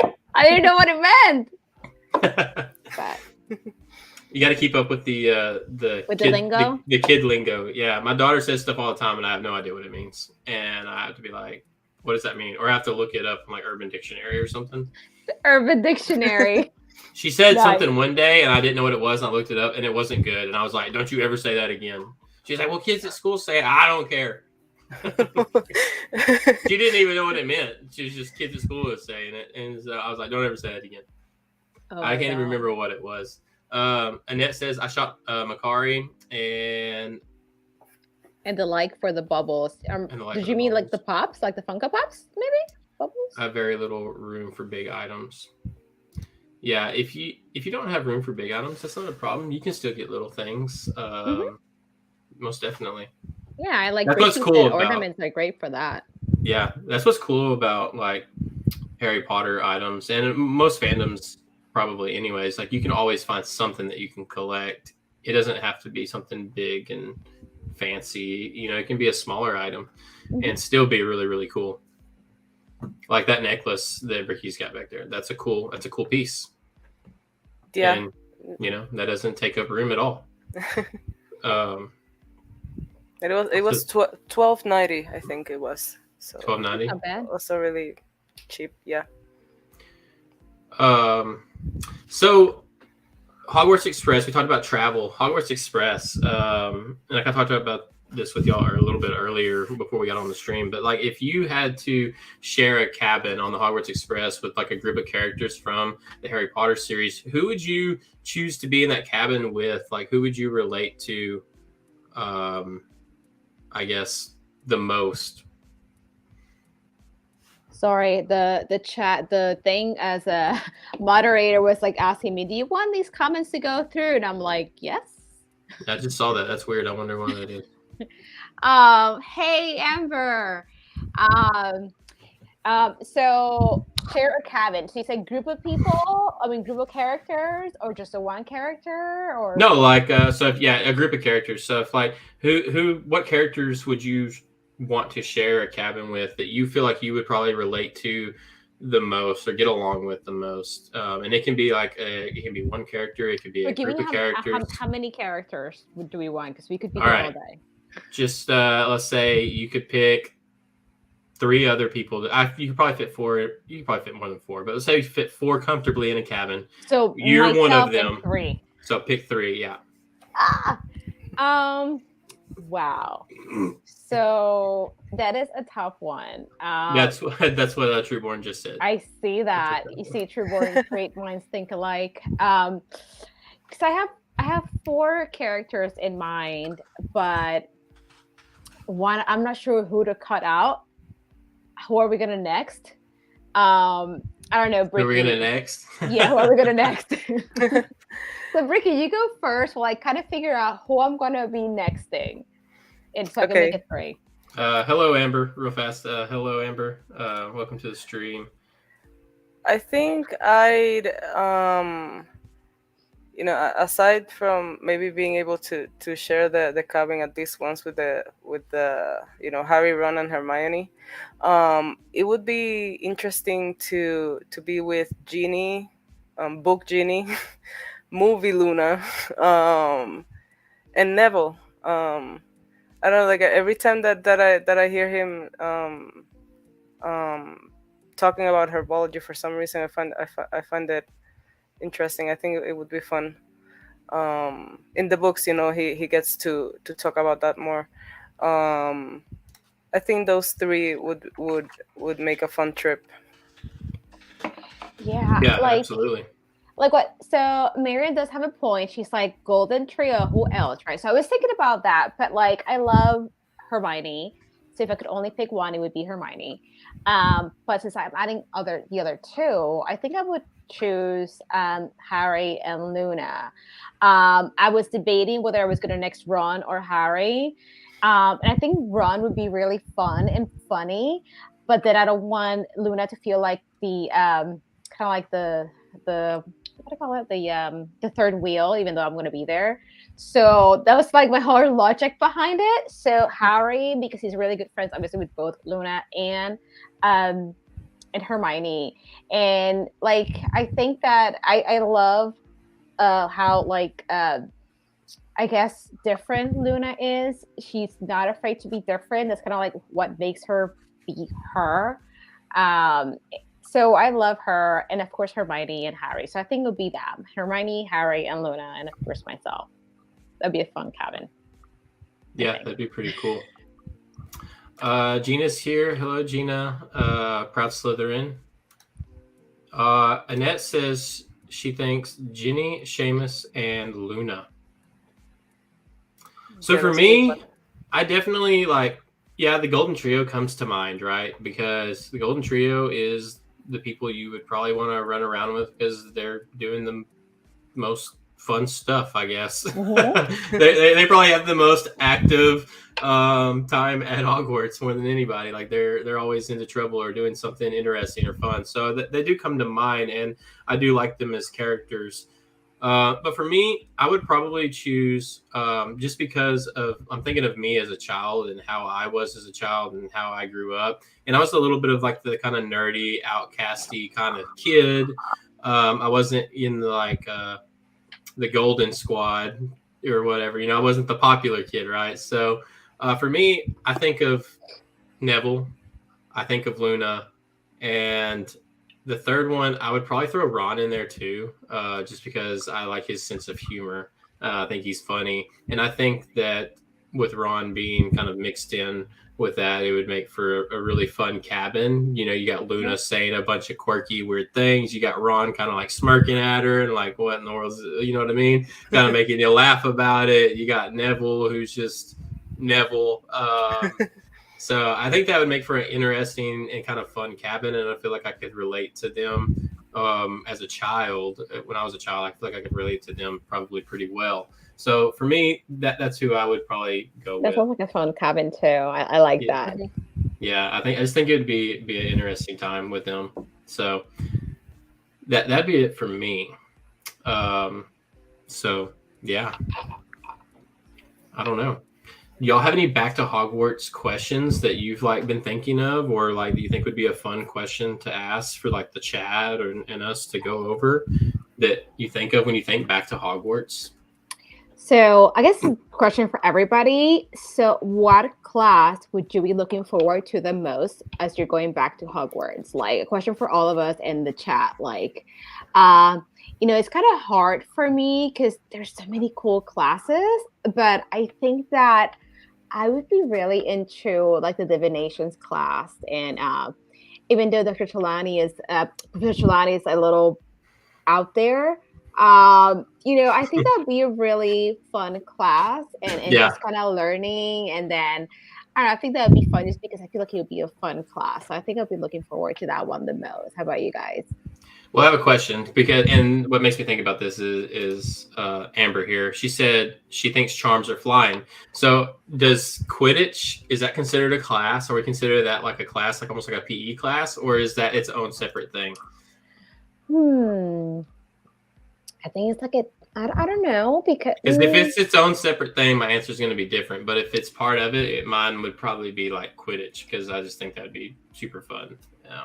I mean, I think it's like its own separate thing. Because look at Luna; she's not involved with Quidditch. Right. Okay. So yeah, I would kind of consider that its own separate thing as well, like a little side thing that you can do, kind of like going to a dueling club or something, or something like that. So I would consider that. So for me, I guess with that, I would probably do potions class. I the one, I like Snape. I just think it'd be interesting to have class with him, and then two, I just like the idea of potions and like being able to take all these different ingredients and mix them together to create this and do this. And I just find that really intriguing and really interesting. So for me, I think potions class, and then second would probably be like defense against the dark arts or something like that would be really cool to learn defensive spells. But potions would probably be the number one thing I'd be excited about. Yeah, I like that. And charms Ricky, too. what about you? I think for me, and this might sound very geeky of me, but history of magic. I've always been into history, and that was my favorite subject at school. So I think, and if I was coming from a being Mogul house, it would be really interesting to learn everything to do about how magic was in the past and how things came to be the way that they are. But then for like more of a fun class to kind of practice magic, charms. It's my favorite. Yeah. Yeah, I will have to say then divinations and charms. I have to go with those two. See, I think history would be fun. I wasn't very. That seems like a lot of like brain knowledge. Like you gotta sit there and like take it all in. And like I'm cool with that, but I wasn't the greatest at it in school. I'm more of a hands-on learner, so that's why like potions for me would be more like your hands-on learning, your hands-on doing things. So that it reminds me more of like chemistry, and I loved chemistry and stuff. So that's why I would do that. But history would be really cool too, especially if you were Muggle born.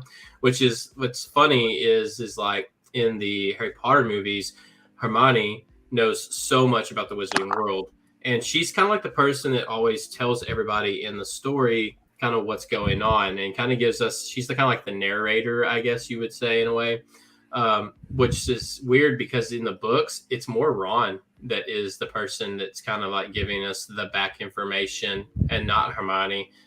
So they like change it up in the movies, and they kind of make Ron a little more like the goofy dumb friend, when Ron really knew a lot more than what they portrayed him knowing in the films. They made him act like he, like I'm trying to think of like the Devil's Snare incident in the very first film. Ron's like completely freaking out in the film, and Hermione's the one that like pretty much saves the day. But in the book, Ron is more level-headed and collected, and like he's not acting like that. And they kind of like did Ron like that throughout the entire films, and I don't know why they chose to go that route, but he did know a lot more about the history of their world. And you would think that he would know more about the history of their world, seeing as he's lived it, he's grown up in it. You know what I mean? But yeah, I wish they would have kept at least the part where he explains what mudblood is in the movie. I mean, it's Emma Watson did a great job there in that scene. But that was one that I hope that Ron would have kept, his lines from the book. Yeah, that's another thing from the book that they did. Let's see here. Let me catch up on chat real quick. So Gina said potions, ancient ruins is really cool. Marianne said that Quidditch would definitely be an extracurricular activity. That's what I was kind of thinking. Annette said history, potions, and magical creatures. That's magical creatures. Like that's a good one too. Like that's a good one. I didn't even think about that. Ember said I might be wrong, but I think flying is just for first years, and Quidditch is more just extracurricular. Yeah, you're probably right. I need to look into that and see. Trueborn said it depends on the teacher as well. So that's a good question. If you had to choose like a teacher, like not a specific class, but if you just had to choose a teacher from Hogwarts to be like the teacher, right? Like your teacher, like your favorite teacher, who would y'all pick? Lupin. Lupin? Annette says flying is a first year class only. Okay, so that's good to know. So Lupin, huh? Ricky, although I mean I do like McGonagall too. But I don't know. What about you? Ricky? I think I was thinking McGonagall, and when you said Lupin, I said I really like the way that Lupin teaches. And he's just like his character. McGonagall is more strict in the classroom, but I think it would be really interesting to learn from her. I think in the end I'll go with McGonagall. I really like her. McGonagall. Annette said McGonagall as well. See, McGonagall, I like Professor McGonagall, but yeah, she seems like the real strict teacher, like don't get out of line type of thing. And so she would make me really nervous if she was my teacher. And I would say Snape, but that's just too obvious. And I don't feel like Snape. Like I like Snape as a character; he's one of my favorite characters. But I don't like him because of his teachings and the way he does things in the classroom. I like him for different reasons. So I don't know if Snape would be. I don't know if Snape would be my favorite teacher. Man, if I had to choose a favorite teacher, this is tough. This is gonna sound really stupid, but I think class with Gilderoy Lockhart would be just freaking hilarious. Yeah, but would you but I don't know about, lot? Yeah, I don't know. But yeah, as far as learning goes, I don't think that I would want him as my teacher. So in the end, man. I love how everyone's like the instant Lupin. in the end, it would probably be Lupin. Yeah. Lupin's just kind of he knows his stuff. He teaches it well. He's not like super over the top strict. He kind of he has kind of like a funny way of teaching. He's like interactive and he's approachable. He's like, approachable. Yeah. So Lupin would probably. You'd probably be Lupin, most definitely. I would have loved to see Mad Eye, like the real Mad Eye, as a teacher. But I don't know. So Lupin for me. That took a long time to figure out, but. Do you think I've been thinking about Mad Eye lately and how because I reread The Goblet of Fire recently, and I'm always wondering why people like Mad Eye, because we don't get to see much of the real him in the story, I guess. I mean, we see him after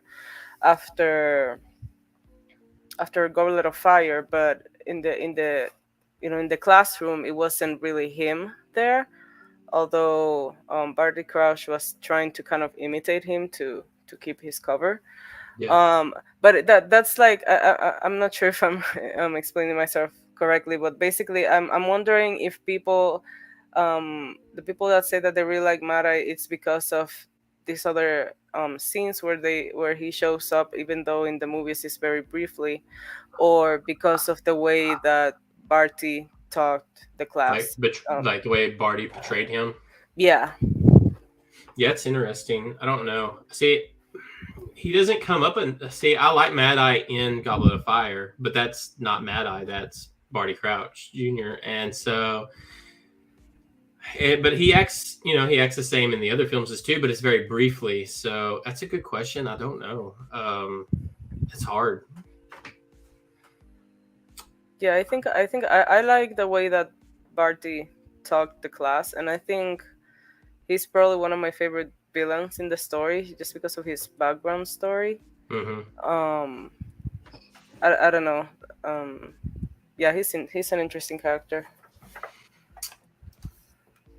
Hey, welcome to the stream. McGonagall and Lupin. Gina says Lupin and McGonagall. So a lot of Lupin McGonagalls in here. A lot of Lupin and McGonagalls. Marion said for Defense Against the Dark Arts teacher, Lupin, but for a teacher that's always there, Flitwick. Flitwick would be... Yeah, Flitwick's a good one too. Which we don't get to see a whole lot of Flitwick as a teacher in the films anyways. Annette says, I really go to learn. If the teacher is like Umbridge, I will check out immediately. I think we would all check out immediately. Barty Crouch Jr. was a good teacher. He was a Ravenclaw. Yeah, so I don't know. Did y'all really like the way he taught the Unforgivable Curses, though? Like the way he presented those to the class? Especially with Neville? So, I don't know. I guess I am torn about that, but at the same time, it was so like dramatic that it causes like an impression in the students where like you will never forget this. Like you will learn it because you sort of like lived it, and it caused such an impression. But at the same time, is it ethical? So it's kind of like, I don't know. I mean, is it something the kids will never forget? Probably not. But I don't know. What do you think about that, Bricky? Yeah, I think I feel that's the same way as you. I think it was even for us, if we're asked what Defense Against the Dark Arts scene is most memorable, that's basically at the top there, right? Maybe next with the Bogart scene in Lupin's class. So definitely everybody would remember that class. But then there's also the Slytherins that yeah, and I'm not saying that all Slytherins are like this, but the few that would actually enjoy very much seeing the curses in class. Yeah. Sorry, I kind of lost my track there, but I yeah, I don't know if it probably in being there in the class, I would have felt very uncomfortable.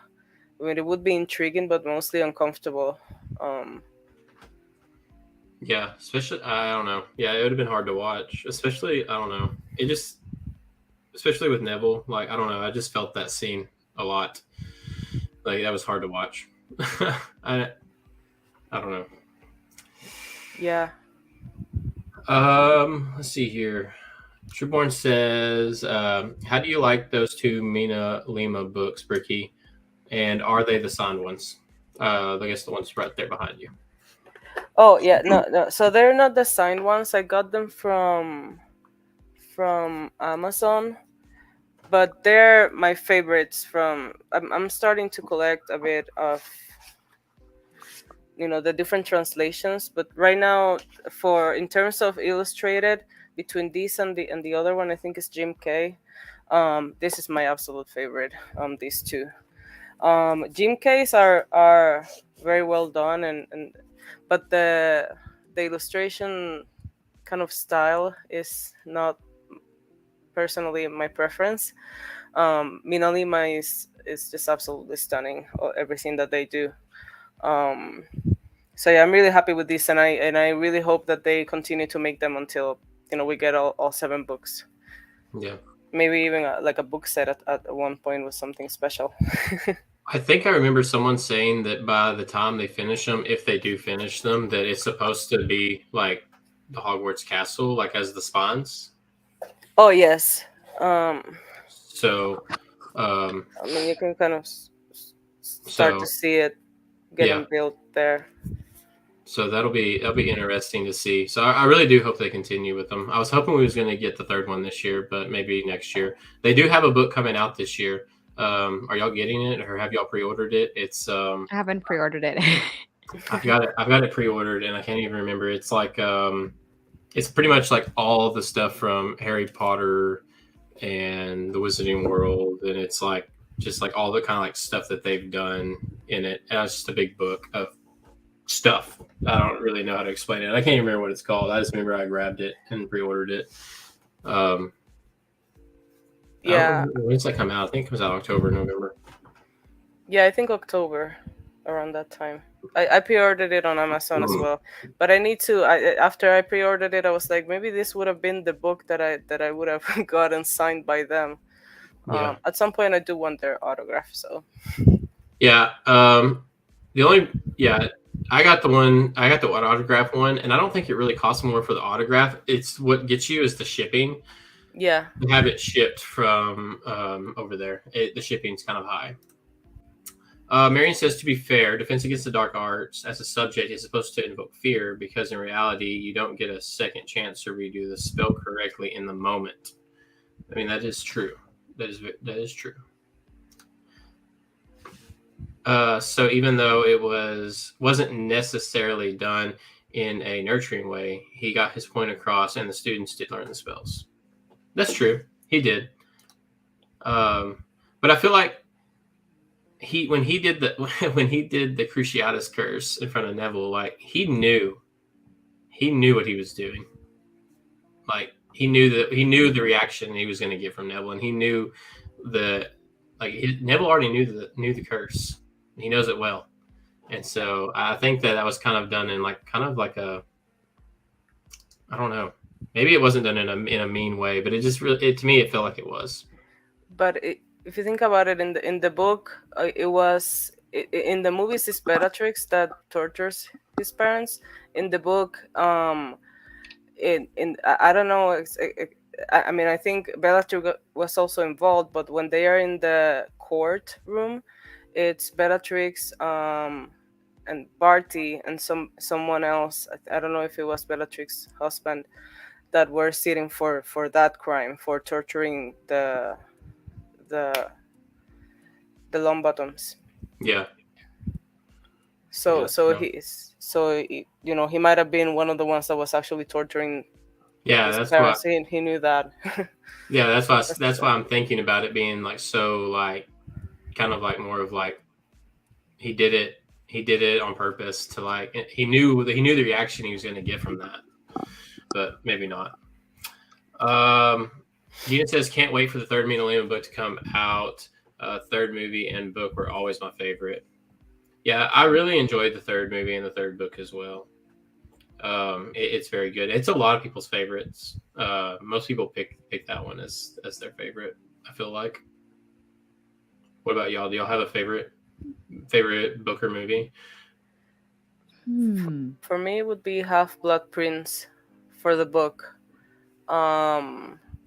Movie, it's always changing, and even the books. I mean, favorite is always been Half-Blood Prince, but the order of the rest it just changes every time that I read them.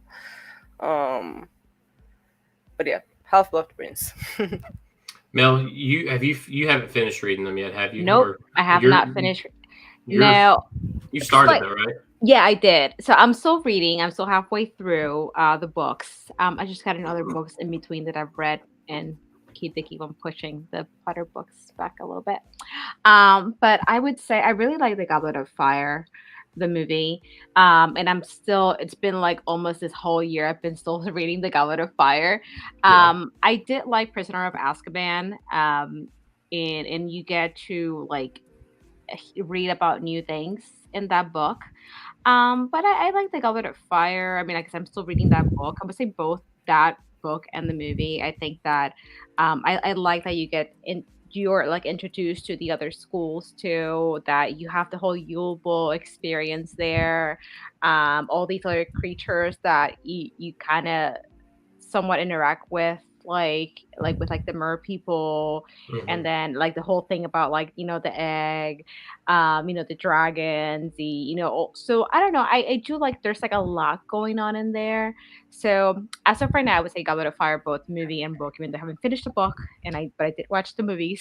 So I guess that one for now. Maybe it might change, like Ricky said, it might change, but Yeah, so for me, the Half-Blood Prince has always been my favorite book, same as Ricky. I just really, really love that book. So that's always been my favorite.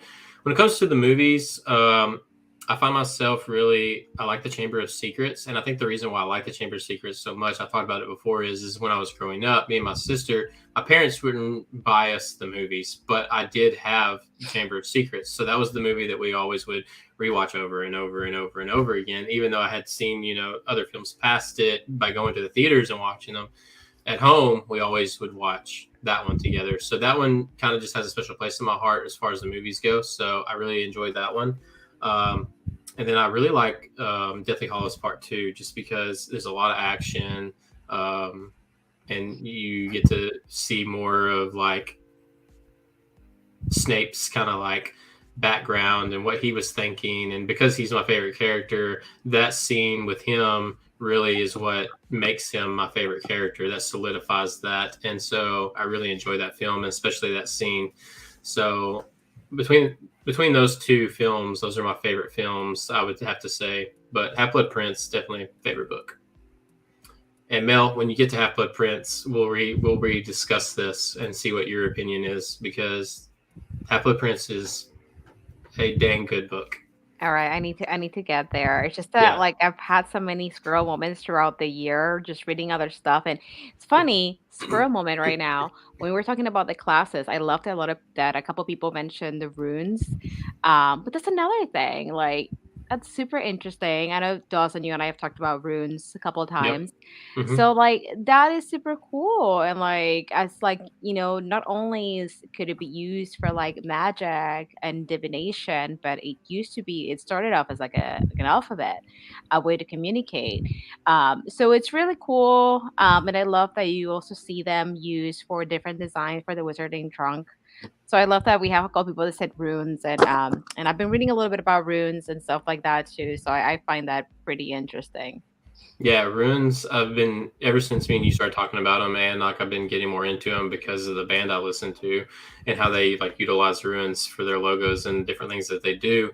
I've started getting kind of more into it, and I still haven't got that book that you recommended me, but I plan on getting it, because I just find it very, very interesting, and I'm finding it more interesting as I go. So I blame you for that a little bit, and I blame Sleep Token for that as well, which is the band that I really like. Yeah, But yeah, runes is really interesting. Like when you start to like read about them and like the different things that they mean, like you can like use those in your life, and like I don't know, I just think it's really cool. yeah, like so if I remember correctly, because I'm reading so many things at the same time, I'm like a little sponge of like knowledge right now, just absorbing and just spitting out. So like if I remember correctly, there's 24 runes and they're divided in three groups or ets. And then they're all like different things. And then this book that I told Dawson about, so it talks about how like they found like ancient like swords and like kind of like weapons from like the Vikings and the Nords, and they had some runes inscribed into them because some of them were meant for protection. And then if you combine certain runes together and just kind of make up your own thing, it could mean something different to you. But like it was so interesting reading about it. There's they could mean different things. Like you can use them for divination. You can make your own runes. They're typically made with like some sort of wood from some sort of nut tree, like an almond tree or walnut. And then, but you can even make them yourself, like on rocks or even on paper. And then you put them in a bag, move that thing, pull a rune out, and depending on what it is, you can kind of have an idea. I don't know. It is so cool. I could talk about this some other day, but like it's cool that we also have that in Harry Potter and that you can learn about that, and that it's something you can learn. It's not hard. You just gotta get a little cheat sheet with what everything means, and so interesting. So quick question for you. So the band that I listen to, Sleep Token, the lead singer, I just recently realized this, but he wears has a necklace that he wears, and it's a, you know what a scythe is, right? Like they use for like cutting grass, like the old school, like Okay, yeah. This thing.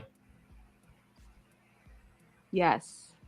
Okay, so on it, he has a rune that's engraved on it, and the rune, I don't know how to pronounce it. ALGIZ. Yes, It's like that's the rune for protection. It's like it kind of reminds me of like an upside down umbrella. It kind of goes up. Yeah. It's got the three. Yeah. And then yes, so it's like I think it's pronounced like algaes. I think that's how I pronounce it. And it's like the rune of protection is called like the elk too. And they had a lot of those on like the ancient like Viking like swords and stuff like that engraved on that. So it just means protection. Okay, so yeah, so on his necklace he's got that engraved on it, so protection. So once again, runes. They're into the runes. It's really cool. Always one of my favorite Snape quotes. Yeah, everyone, that's a good one.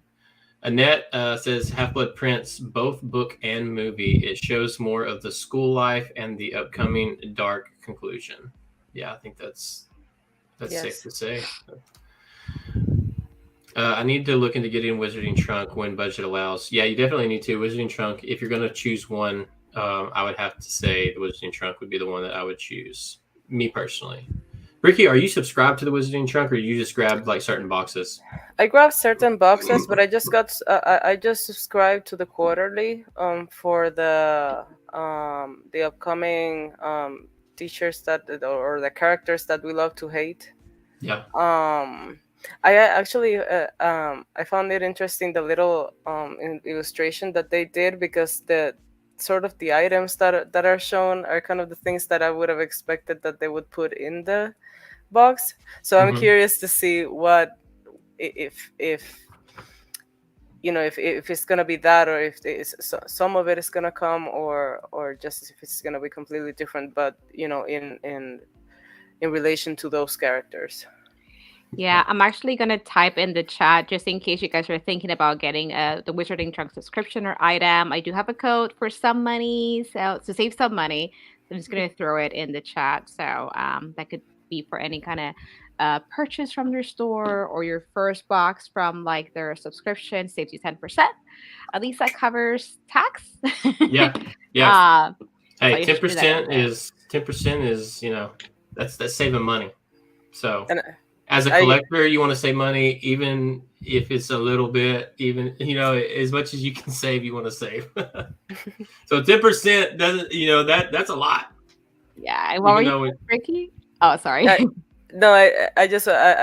was gonna say that I used it. I used your code at one point. This time I couldn't remember that when I was subscribing to this box, and so when I tried it again, it wasn't letting me, but then I remembered that I had used it before. So yeah, thank you for that. Yeah, no problem. Annette said runes are something I need to buy for my divination shelf. A whole set would be awesome.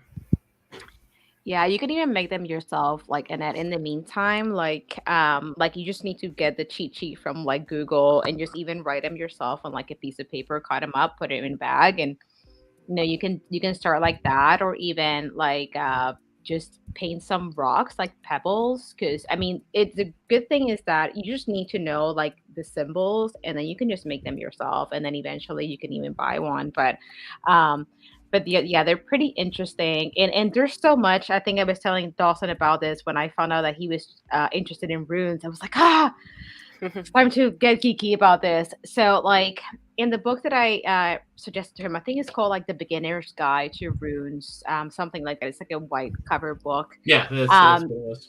So like they talk about different things. Like there's this rune called Sowillo. It kind of looks like an S, but almost like in like a thunder kind of S. So like it talks about how like it has been used through like history for like different things. Unfortunately, that one. So unfortunately, like, you know, back when craziness happened with the Nazis and like the swastikas and things like that, they did unfortunately use the willow, which is the rune that symbolizes victory and power, for like the wrong things. So runes have been there throughout history for different things. But anyway, I could again keep on going on about this, but super interesting topic. So Anna, you can definitely make your own. I have the cheap. Yes, there you go. Perfect. Gonna add it to my Prime, Amazon Prime. Oh, that book's It's great, okay. girl, and it's so easy to read. Hayden, how are you? Welcome to the live stream. We're probably getting ready to wrap up pretty soon, but glad you're here.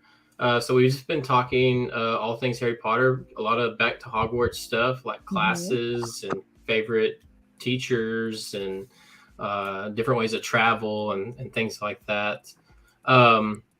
You know, I was actually thinking about this the other day. One last thing to kind of talk about, which really isn't back to Hogwarts related, but you know, we never got to really see Harry, Ron, and Hermione's like last year, like at Hogwarts as a student, and we never get to, at least in the movies, we never get to see like what it's like to be like a graduation from Hogwarts. Like it never gets portrayed at all. So it's like, I wonder what that's like. I was just thinking, I don't know why I was thinking about that the other day, but that came up in my brain the other day. I was like, we never get to see anyone graduate from Hogwarts School of Witchcraft and Wizardry, and I wonder how they do it. If it's just like, all right, here you go, see you later, or if they do like a big celebration and stuff. True. But do y'all think they do like a big celebration? Is it talked about in the books? I can't remember off the top of my head. No, I don't think it is. But I was actually thinking about that not too long ago.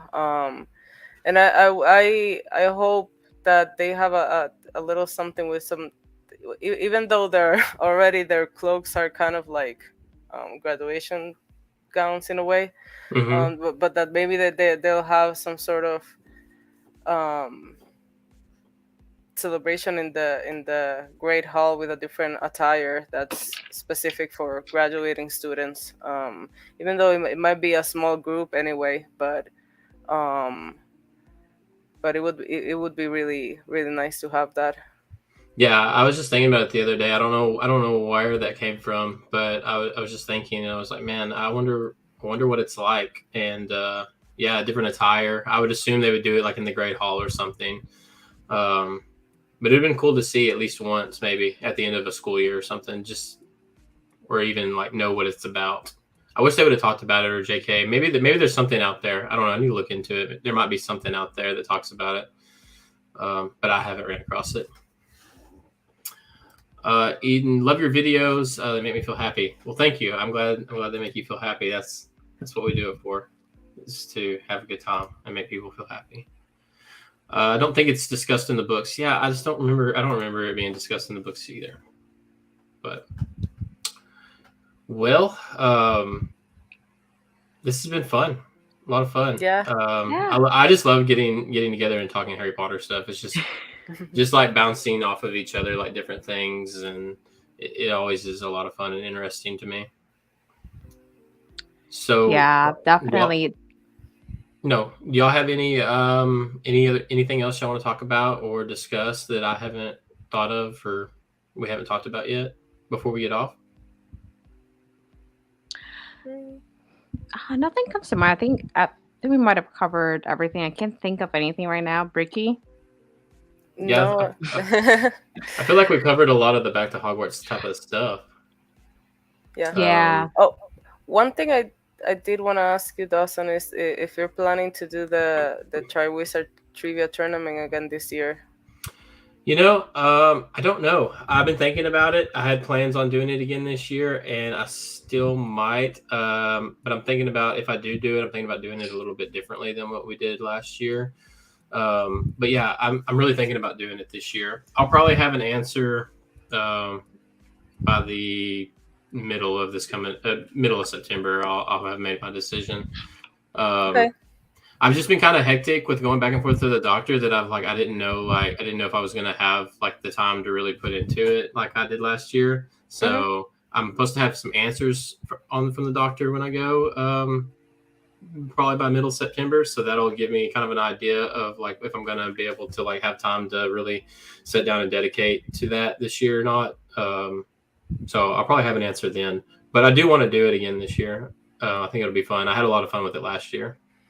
Yeah, it was really fun. I liked it. Yeah. I'm horrible at trivia, but it's fun. But yeah, if I do it, it's going to be set up a little bit differently than last year. Just because last year we had a lot of issues with like the delays of people getting stuff depending on their location and how good their internet was and stuff like that. So I may set up the point system a little bit differently this year just to make it a little more fair for everybody and go from there. But I'm working out all the details on that. Sounds good. But yeah, I think it was a lot of fun last year. I enjoyed it. Yeah, and we met a lot of people through it. Yeah, we did. We met a lot of people through it. It was super fun.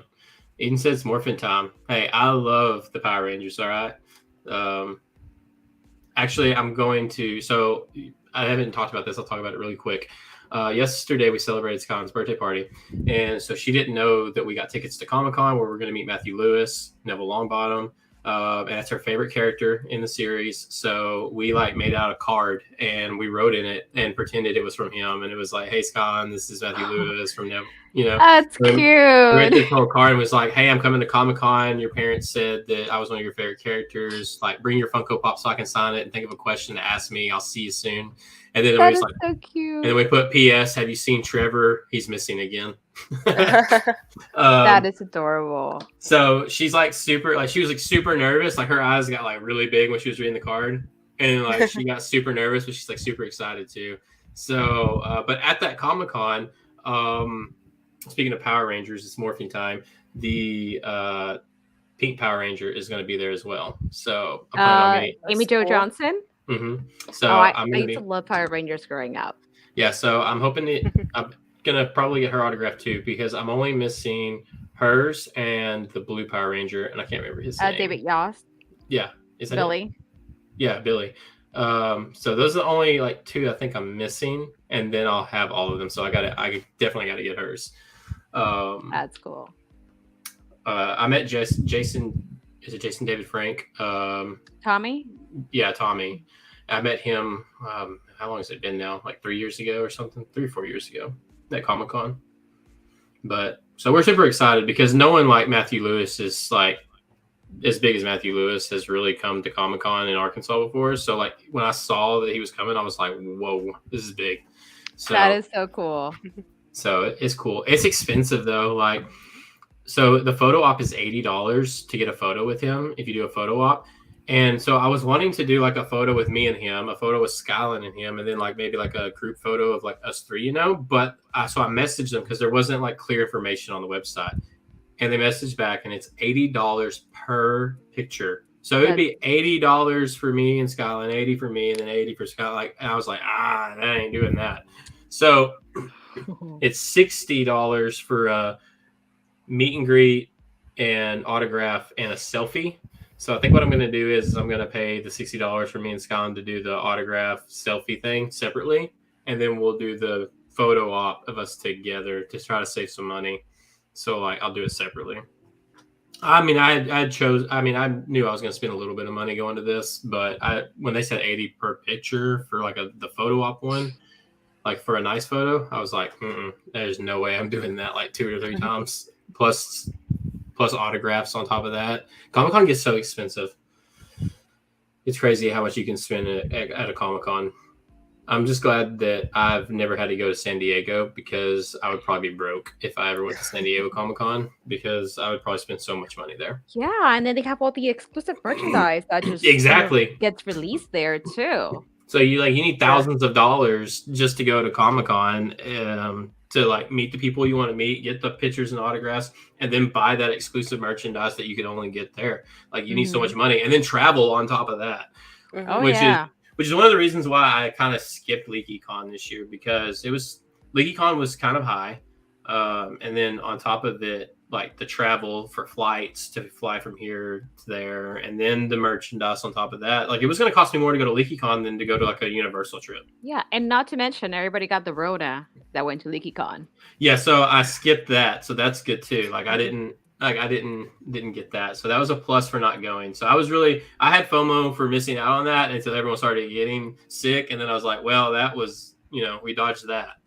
But I mean, not gonna lie, I still wanted to go. I know that Tabby and Allie went, and they are great. I would have loved to go with them too, but like I feel like I've been traveling way too much this year.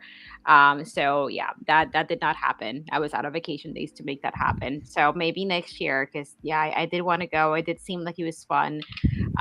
So and and it'll be so cool to meet Cherry Wallace there too. And I don't know, it just seemed like a cool experience. So maybe next year. Yeah, we're definitely, as long as it's not like somewhere super crazy next year, because I think they change it up every year. Oh, really? Yeah, so like sometimes it's overseas, sometimes it's Florida, sometimes it's I can't remember all the different places it's been, but it's different places. Isn't there going to be like a one in Denver?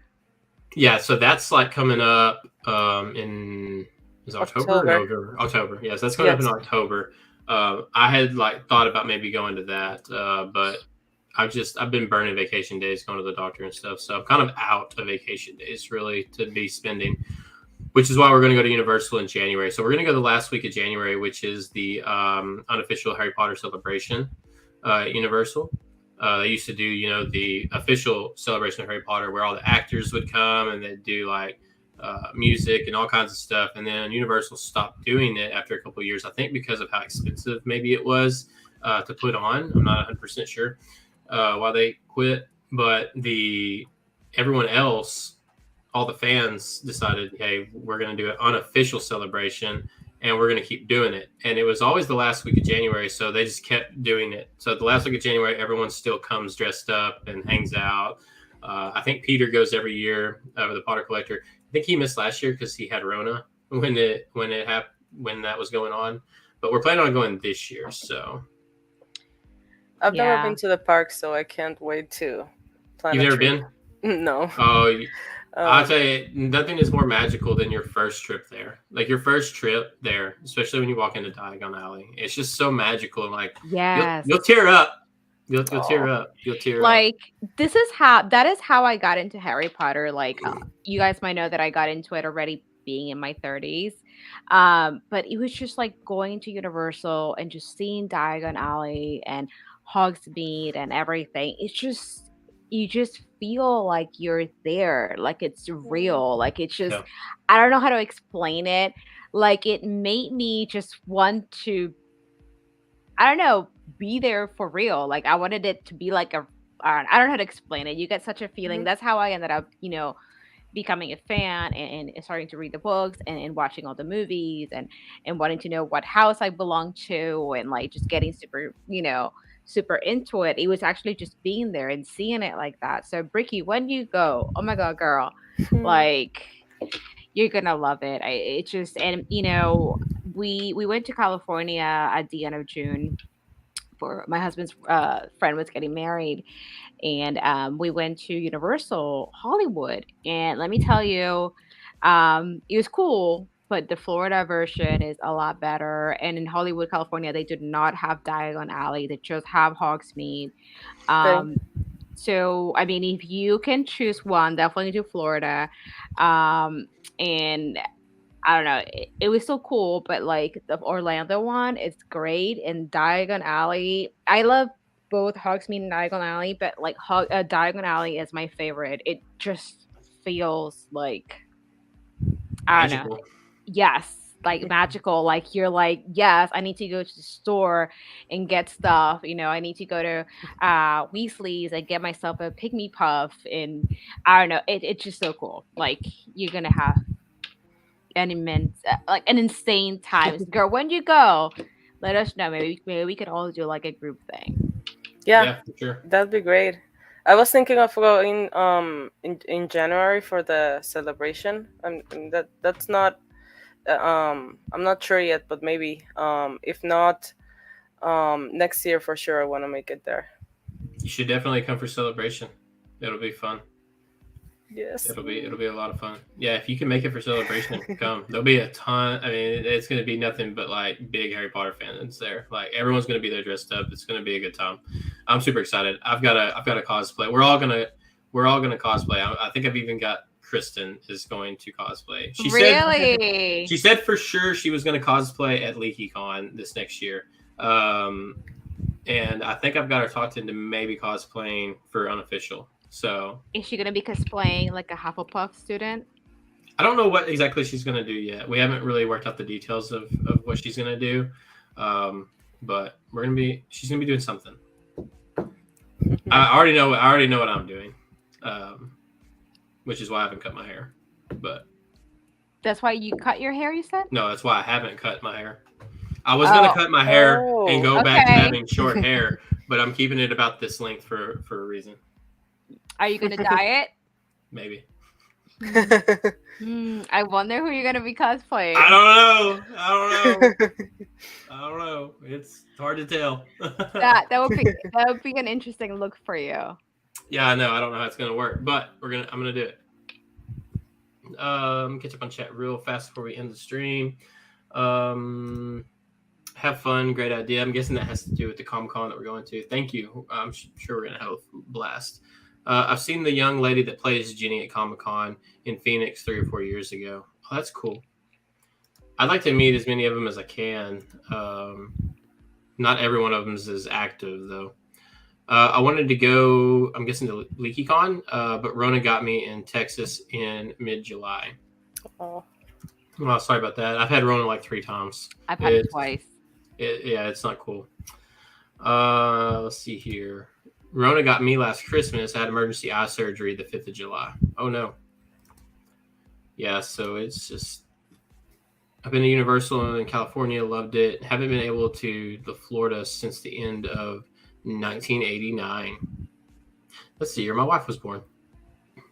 So the first time I went to Universal was in 1997 or 8. It was the very first time I had ever been to Universal, and it was a lot different than it is now. Of course, like they didn't have Harry Potter stuff. Totally different experience. When I first went to the Wizarding World here in Florida when I was 30 was so amazing, and then this last time my son went, he had a blast. We went on all the rides. I always go to Honeydukes and Scribs. The Scribulus? Is it Scribulus? Is it Scribs or Scribulus? How do you pronounce that store? Is it Scribulus? It's the store with it's the store with all the like the postcards and the writing stuff. Is it Scribulus? I think it's Scribulus or something. And it says Snape. Maybe. This was great. Thanks. Absolutely. We had a good time. Yeah. So, I guess to end things, because it's been a good stream. We've been on here for almost 2 hours. What do y'all have going on your channels or your Instagram or in your life or whatever? So I don't have a YouTube channel. Not planning on having one though for now. But Instagram, I plan to post a lot more now that my collection is finally getting to be fully set up at my new place. So what kind of stuff are you gonna post? Like, are you gonna do like reels? Like, you're gonna try to do like photos? Are you gonna stick with I'm trying to think of like Lego stuff, or are you gonna do like a mixture of things? I think I'm gonna do a mixture of things, and I'm hoping to film some of the Lego builds. I don't know how to make it work though. Now that the IGTV it's no longer there, so I don't know what's the longest sort of format that you can use for video. But maybe like little snippets and reels of the progress of different builds and that'd probably be your best bet, honestly, is like little reels, like snippets of reels. I think. And there's an upcoming challenge. I can't remember the name of the the person. Maybe while you guys talk about your stuff, I'll try to find it to share it. But somebody posted about one of those 30-day challenges where you post something every day.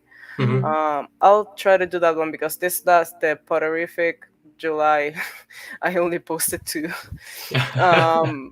But yeah, now things are kind of settling down, and hopefully, Oh, that's cool. Yeah, be able to definitely make share that it. one.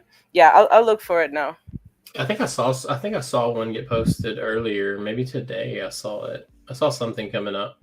Yeah, and then, sorry, I was just gonna say that Gia Jamis, I think she shared the post, but I'll look for really? it. Maybe that's who I saw share it. Then I'll check too. I did a lot of the Potterific July challenge. I didn't do the whole month, but I tried to do a lot of them. There were some that I didn't really know what to post, so I just kind of skipped those. But I thought that was a cool one. I think Sarah Alley is who did that one.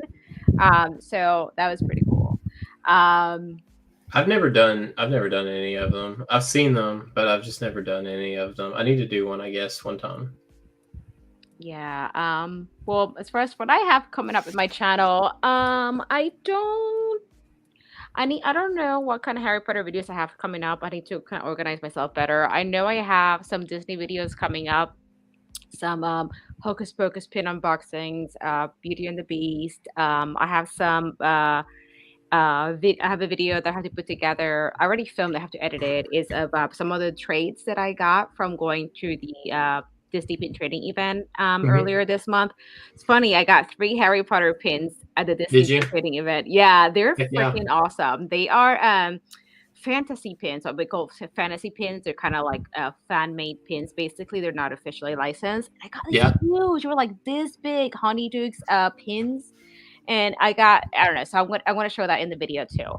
And then I have like one of the witchy boxes coming up. It's going to be Wolf in Time, their August box, which is all about the galaxy and like the Selkie and something a little different. But yeah, so a lot of Disney, some witchy stuff. And then we'll see what I have Harry Potter coming up too. I really enjoyed those pins you got. Man, I can't remember who they were from. There's a small shop. It's the it's a little display case. The Marty Boss Every Flavor Beans display case. Yes. So that was. Who was that from again? I can't remember. Muggle-born sisters. They just changed their name to Magical-born sisters. Like literally, as I was like dropping the video, they changed their name. I believe as of right now, I think that Birdie Bot's Disney. Oh my God, a pin display box is sold out. They might restock it, but they have a lot of really nice pins. I believe they're actually working with Accio.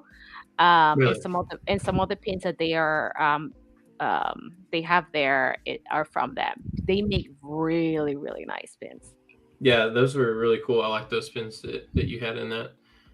Yeah, I've been getting more and more into pins. It's a thing now, I guess. Welcome to the dark side. I blame you. So I guess on my channel, stuff coming up is I do have some Wizarding Trunk boxes. I have at least one Wizarding Trunk box I've got to do. I was planning on having it out today, but it'll probably be Wednesday before that comes out, just because life's been like really hectic and busy lately. I got a cool item for my birthday, which Mel knows what it is. So I need to film a video on that. So I'm going to do a little video on that, and then like I guess a decorating it type thing. So I'll be posting that as well. And then I have some other stuff that I've got ordered or that's coming that I've got to do videos on, but just kind of taking it one day at a time. But it's been having a lot of fun. Yeah, and I haven't got to post as much as I want to lately, just because it's been so hectic. But I've been trying to be more active on Instagram since I've been not as active on YouTube. I've been trying to post at least once a week on YouTube if I can. But I've been trying to be more active on Instagram. I've been getting kind of into like taking photos, flat lays and stuff on Instagram. And I've been having a lot of fun with that. I didn't know that. I was kind of scared to even try it. And then I did a couple and they actually turned out pretty decent. So I was like, well, this is actually kind of fun. And I was enjoying it. So I've been doing a lot of that. And I need to do some reels because I have a bunch of like funny, like reel ideas that I just haven't done yet. Just because I've been so busy, but You know what I want to do? Talking about reels, but I'm waiting on my dad to send me pictures. The uh throwback teenage reels. Have you seen those?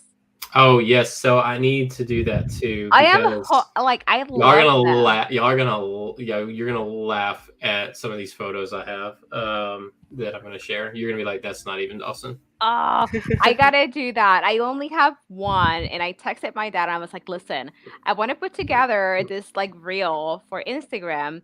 My dad knows what reels are, so it's fine. And he's like, "Okay, your mom and I are gonna dig through like I don't know albums, like back in the '90s when albums was like a thing." Yeah. I mean, then again, I was a teenager from like 1998 through like 2004.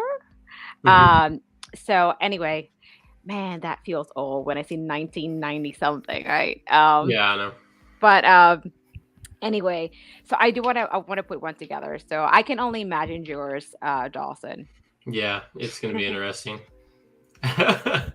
It's gonna be interesting for sure. But yeah, I need to put one together. I might try to this afternoon or something and post it. And it says, as a viewer, quality is much better than quantity. I agree with that too. Like when I watch a video or something, I like it when it's got quality to it. But as long as the person's got something good to talk about, then quality doesn't really bother me too bad. Like people ask me all the time, like how do you start your YouTube channel? How do you do this? How do you do that? And like I'm a small channel, so like I probably shouldn't be the person to ask that question. But when I started my YouTube channel before this one, because I had one before this one, so I've been doing YouTube for like 3 years now or so. I started with my phone, and that wasn't the best quality. Everyone else got these big old fancy cameras and all this stuff, and they had all this fancy editing software. And here I am filming it on my phone, doing it in iMovie on my phone, doing what I can, trying to figure out like different apps I can download to my phone to make things look better and do this. So, I think quality, as long as the person has got engaging content and it's interesting, then quality doesn't really bother me too bad, as long as they're putting out, I guess it depends on what you consider I quality. think she means like quality of like the content. I don't think she means like high quality def. Okay, Like yeah. So if you mean quality of the content, then yeah, as long as they got quality content, then I'm good. Then yeah. yeah, and like same with me. Like I am not very techy. Like I do have like a camera that I film on, but then I do everything on my phone. Like do all the editing on my phone. I upload from my phone. Yeah, and there's nothing wrong with that. So it's like I did it for years. People would ask me all the time, like, and I tell them I did it on my phone, and they're like, "You did that on your phone?" And I'm like, yeah, "Yeah, and I yeah, don't even have any fancy app for editing. I just use iMovie on my yeah, phone. It already came with it, and yeah, iMovie is extremely user friendly, like super yeah." user friendly. And that's what I use. Yeah, so that's what I did that for like 3 years, and nobody knew the difference. Everyone thought I had like fancy editing software, camera. I'm like, no, this is all on my phone. I'd have people ask me, and I'm like, yeah, it's just my phone, me and my phone. Like Me and my phone phone. phone cameras now are like so good that Oh yeah. like you know what I mean. So I mean, I have a camera now because I saved up money and got one, but yeah, I mean, sometimes I miss doing it on my phone. It's simplistic. Like when I edit now, I have to come to my computer and I have to sit down and I have to dedicate time to sitting right here and doing that. On my phone, I could be downstairs. I could be, the TV could be on. I could be watching and editing at the same time. Like I could be in the car, like riding as a passenger. I could do it anywhere. So there's nothing wrong with doing it on your phone at all. As long as you said, as long as you don't say I can be in the car and driving. Yeah, so I I made love sure to how say you, passenger so that y'all I didn't know how think you. I'm like, I noticed how you made sure to explain that you were yeah, not driving. yeah. I didn't want people to be like, you're driving and editing videos. Like, no, I'm not. Now sometimes I'll like set my camera on like hands free, like on Instagram, and I'll do like a like a little video on there, like while I'm driving. But I'm focused on the road, not really on the video. I'm just talking, so I'm not like messing around. But yeah. Can't wait for Hogwarts Legacy to come out. Same. I'm super excited about it. I really hope that it's polished and that they do it justice. The delays have me nervous just because I'm a huge gamer. And I know a lot of people are like, oh, I'm not nervous, but I I'm a big gamer, and I've had experience with games getting delayed, and then it's not good when it comes out. So it makes me nervous just as a gamer.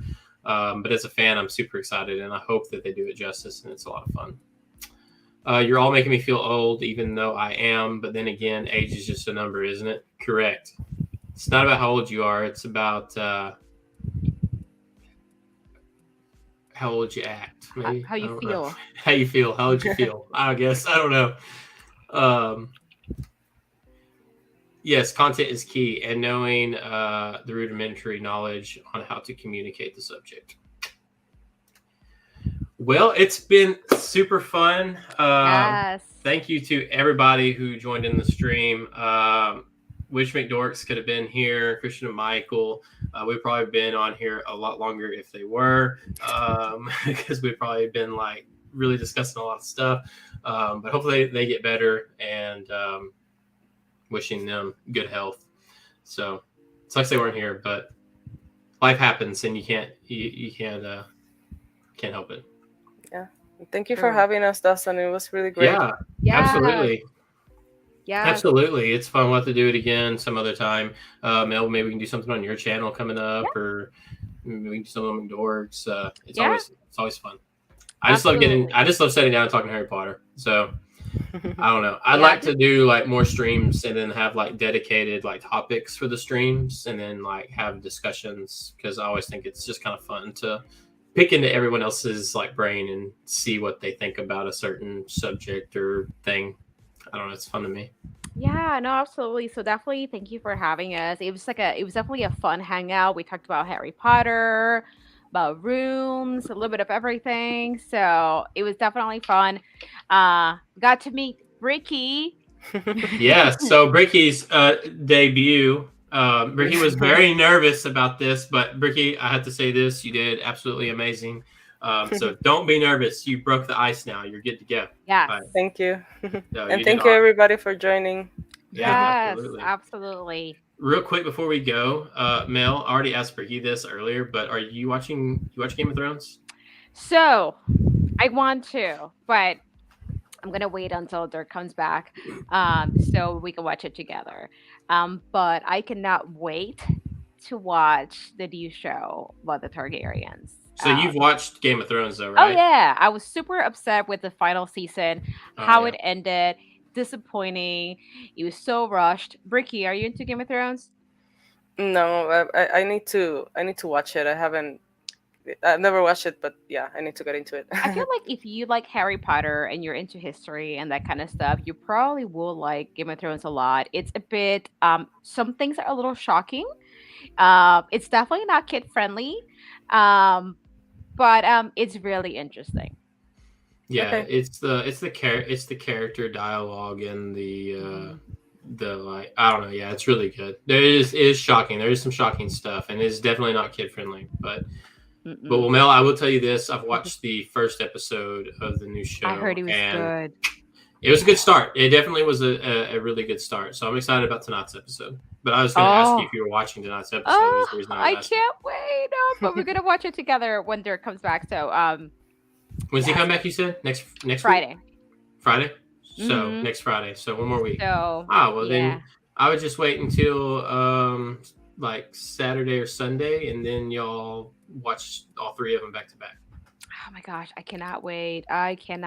And also, we've been watching Riverdale. We're a little late to Riverdale. I don't know if you guys have watched it or I watched. I don't know if I finished the first season or not. I've started it, but I don't think I've finished it. So we used to watch Sabrina on Netflix, the Chilling Adventures of Sabrina, not like the Melissa Joan Hart one, but like the new one. And we really liked it, but it ended. But we heard that Sabrina was making the crossover to Riverdale, so that's why we started watching Riverdale. So we haven't finished, but it's really good too. So that's another thing that I'm looking forward to, like watching when he gets back. So yeah, lots of good TV out there. Yeah, and Hocus Pocus 2 is coming out. Oh my gosh, yes. I never was a big Hocus Pocus fan, so I'm sorry. You've watched the movie though, right? Yeah, I've seen it, but I wasn't a fan, so I'm not excited about the second one, unfortunately. How long ago was it when you watched it? It's been a long time. Maybe I There need you to go. You maybe I need need to to rewatch rewatch it. it. Maybe I with don't know. Skyland. Yeah, I maybe rewatch it. I do love like Halloween Town and stuff. Y'all Halloween Town fans? I'm pretty sure I've seen it. I don't know if I've seen the whole thing. In it it has been a long time. I was little All when right, that so here movie we came go. out. I'll watch Hocus Pocus. You watch Halloween Halloween Town. Town. There's Yeah. isn't there like three of them? Yeah, but the first one's the best one, so that's the only one that I'm going to require you to watch. I So, feel like I have seen it with like Marnie and like the grandma and Marnie's brother, yeah, but I don't remember much about it at all. So I'm gonna have to rewatch it. it's so Um, fun. It's so fun. I love that movie. yeah, you know what movie I watched recently? Practical Magic. I had never seen that movie up until recently. Practical Magic. It's I with don't guess I've Sandra seen it. Bullock and Nicole Kidman. And they're like they're witchy sisters, and it's interesting. You guys gotta watch it too. It's like another good Halloween movie. It's not scary. So that's another one that I just watched it recently. So I'm not gonna tell you about it. So maybe it's All not right. that long either. Yeah, Um, I'll check it out. I will check it out. All right. We'll check chat one more time and then we're done. All right. Love to go to Halloween Horror Nights in Florida. Yeah, I want to go. Mel, y'all been a couple times, right? yes. So this is gonna be the third time going. So it should be fun. It gets a little crowded. You just kind of have to have a plan and make sure that you hit up all the houses, or at least the ones that you want, because the lines get really long Yeah, for the houses. I heard that like fast passes for that is like you Yeah. kind of want to get fast passes if you're gonna do it.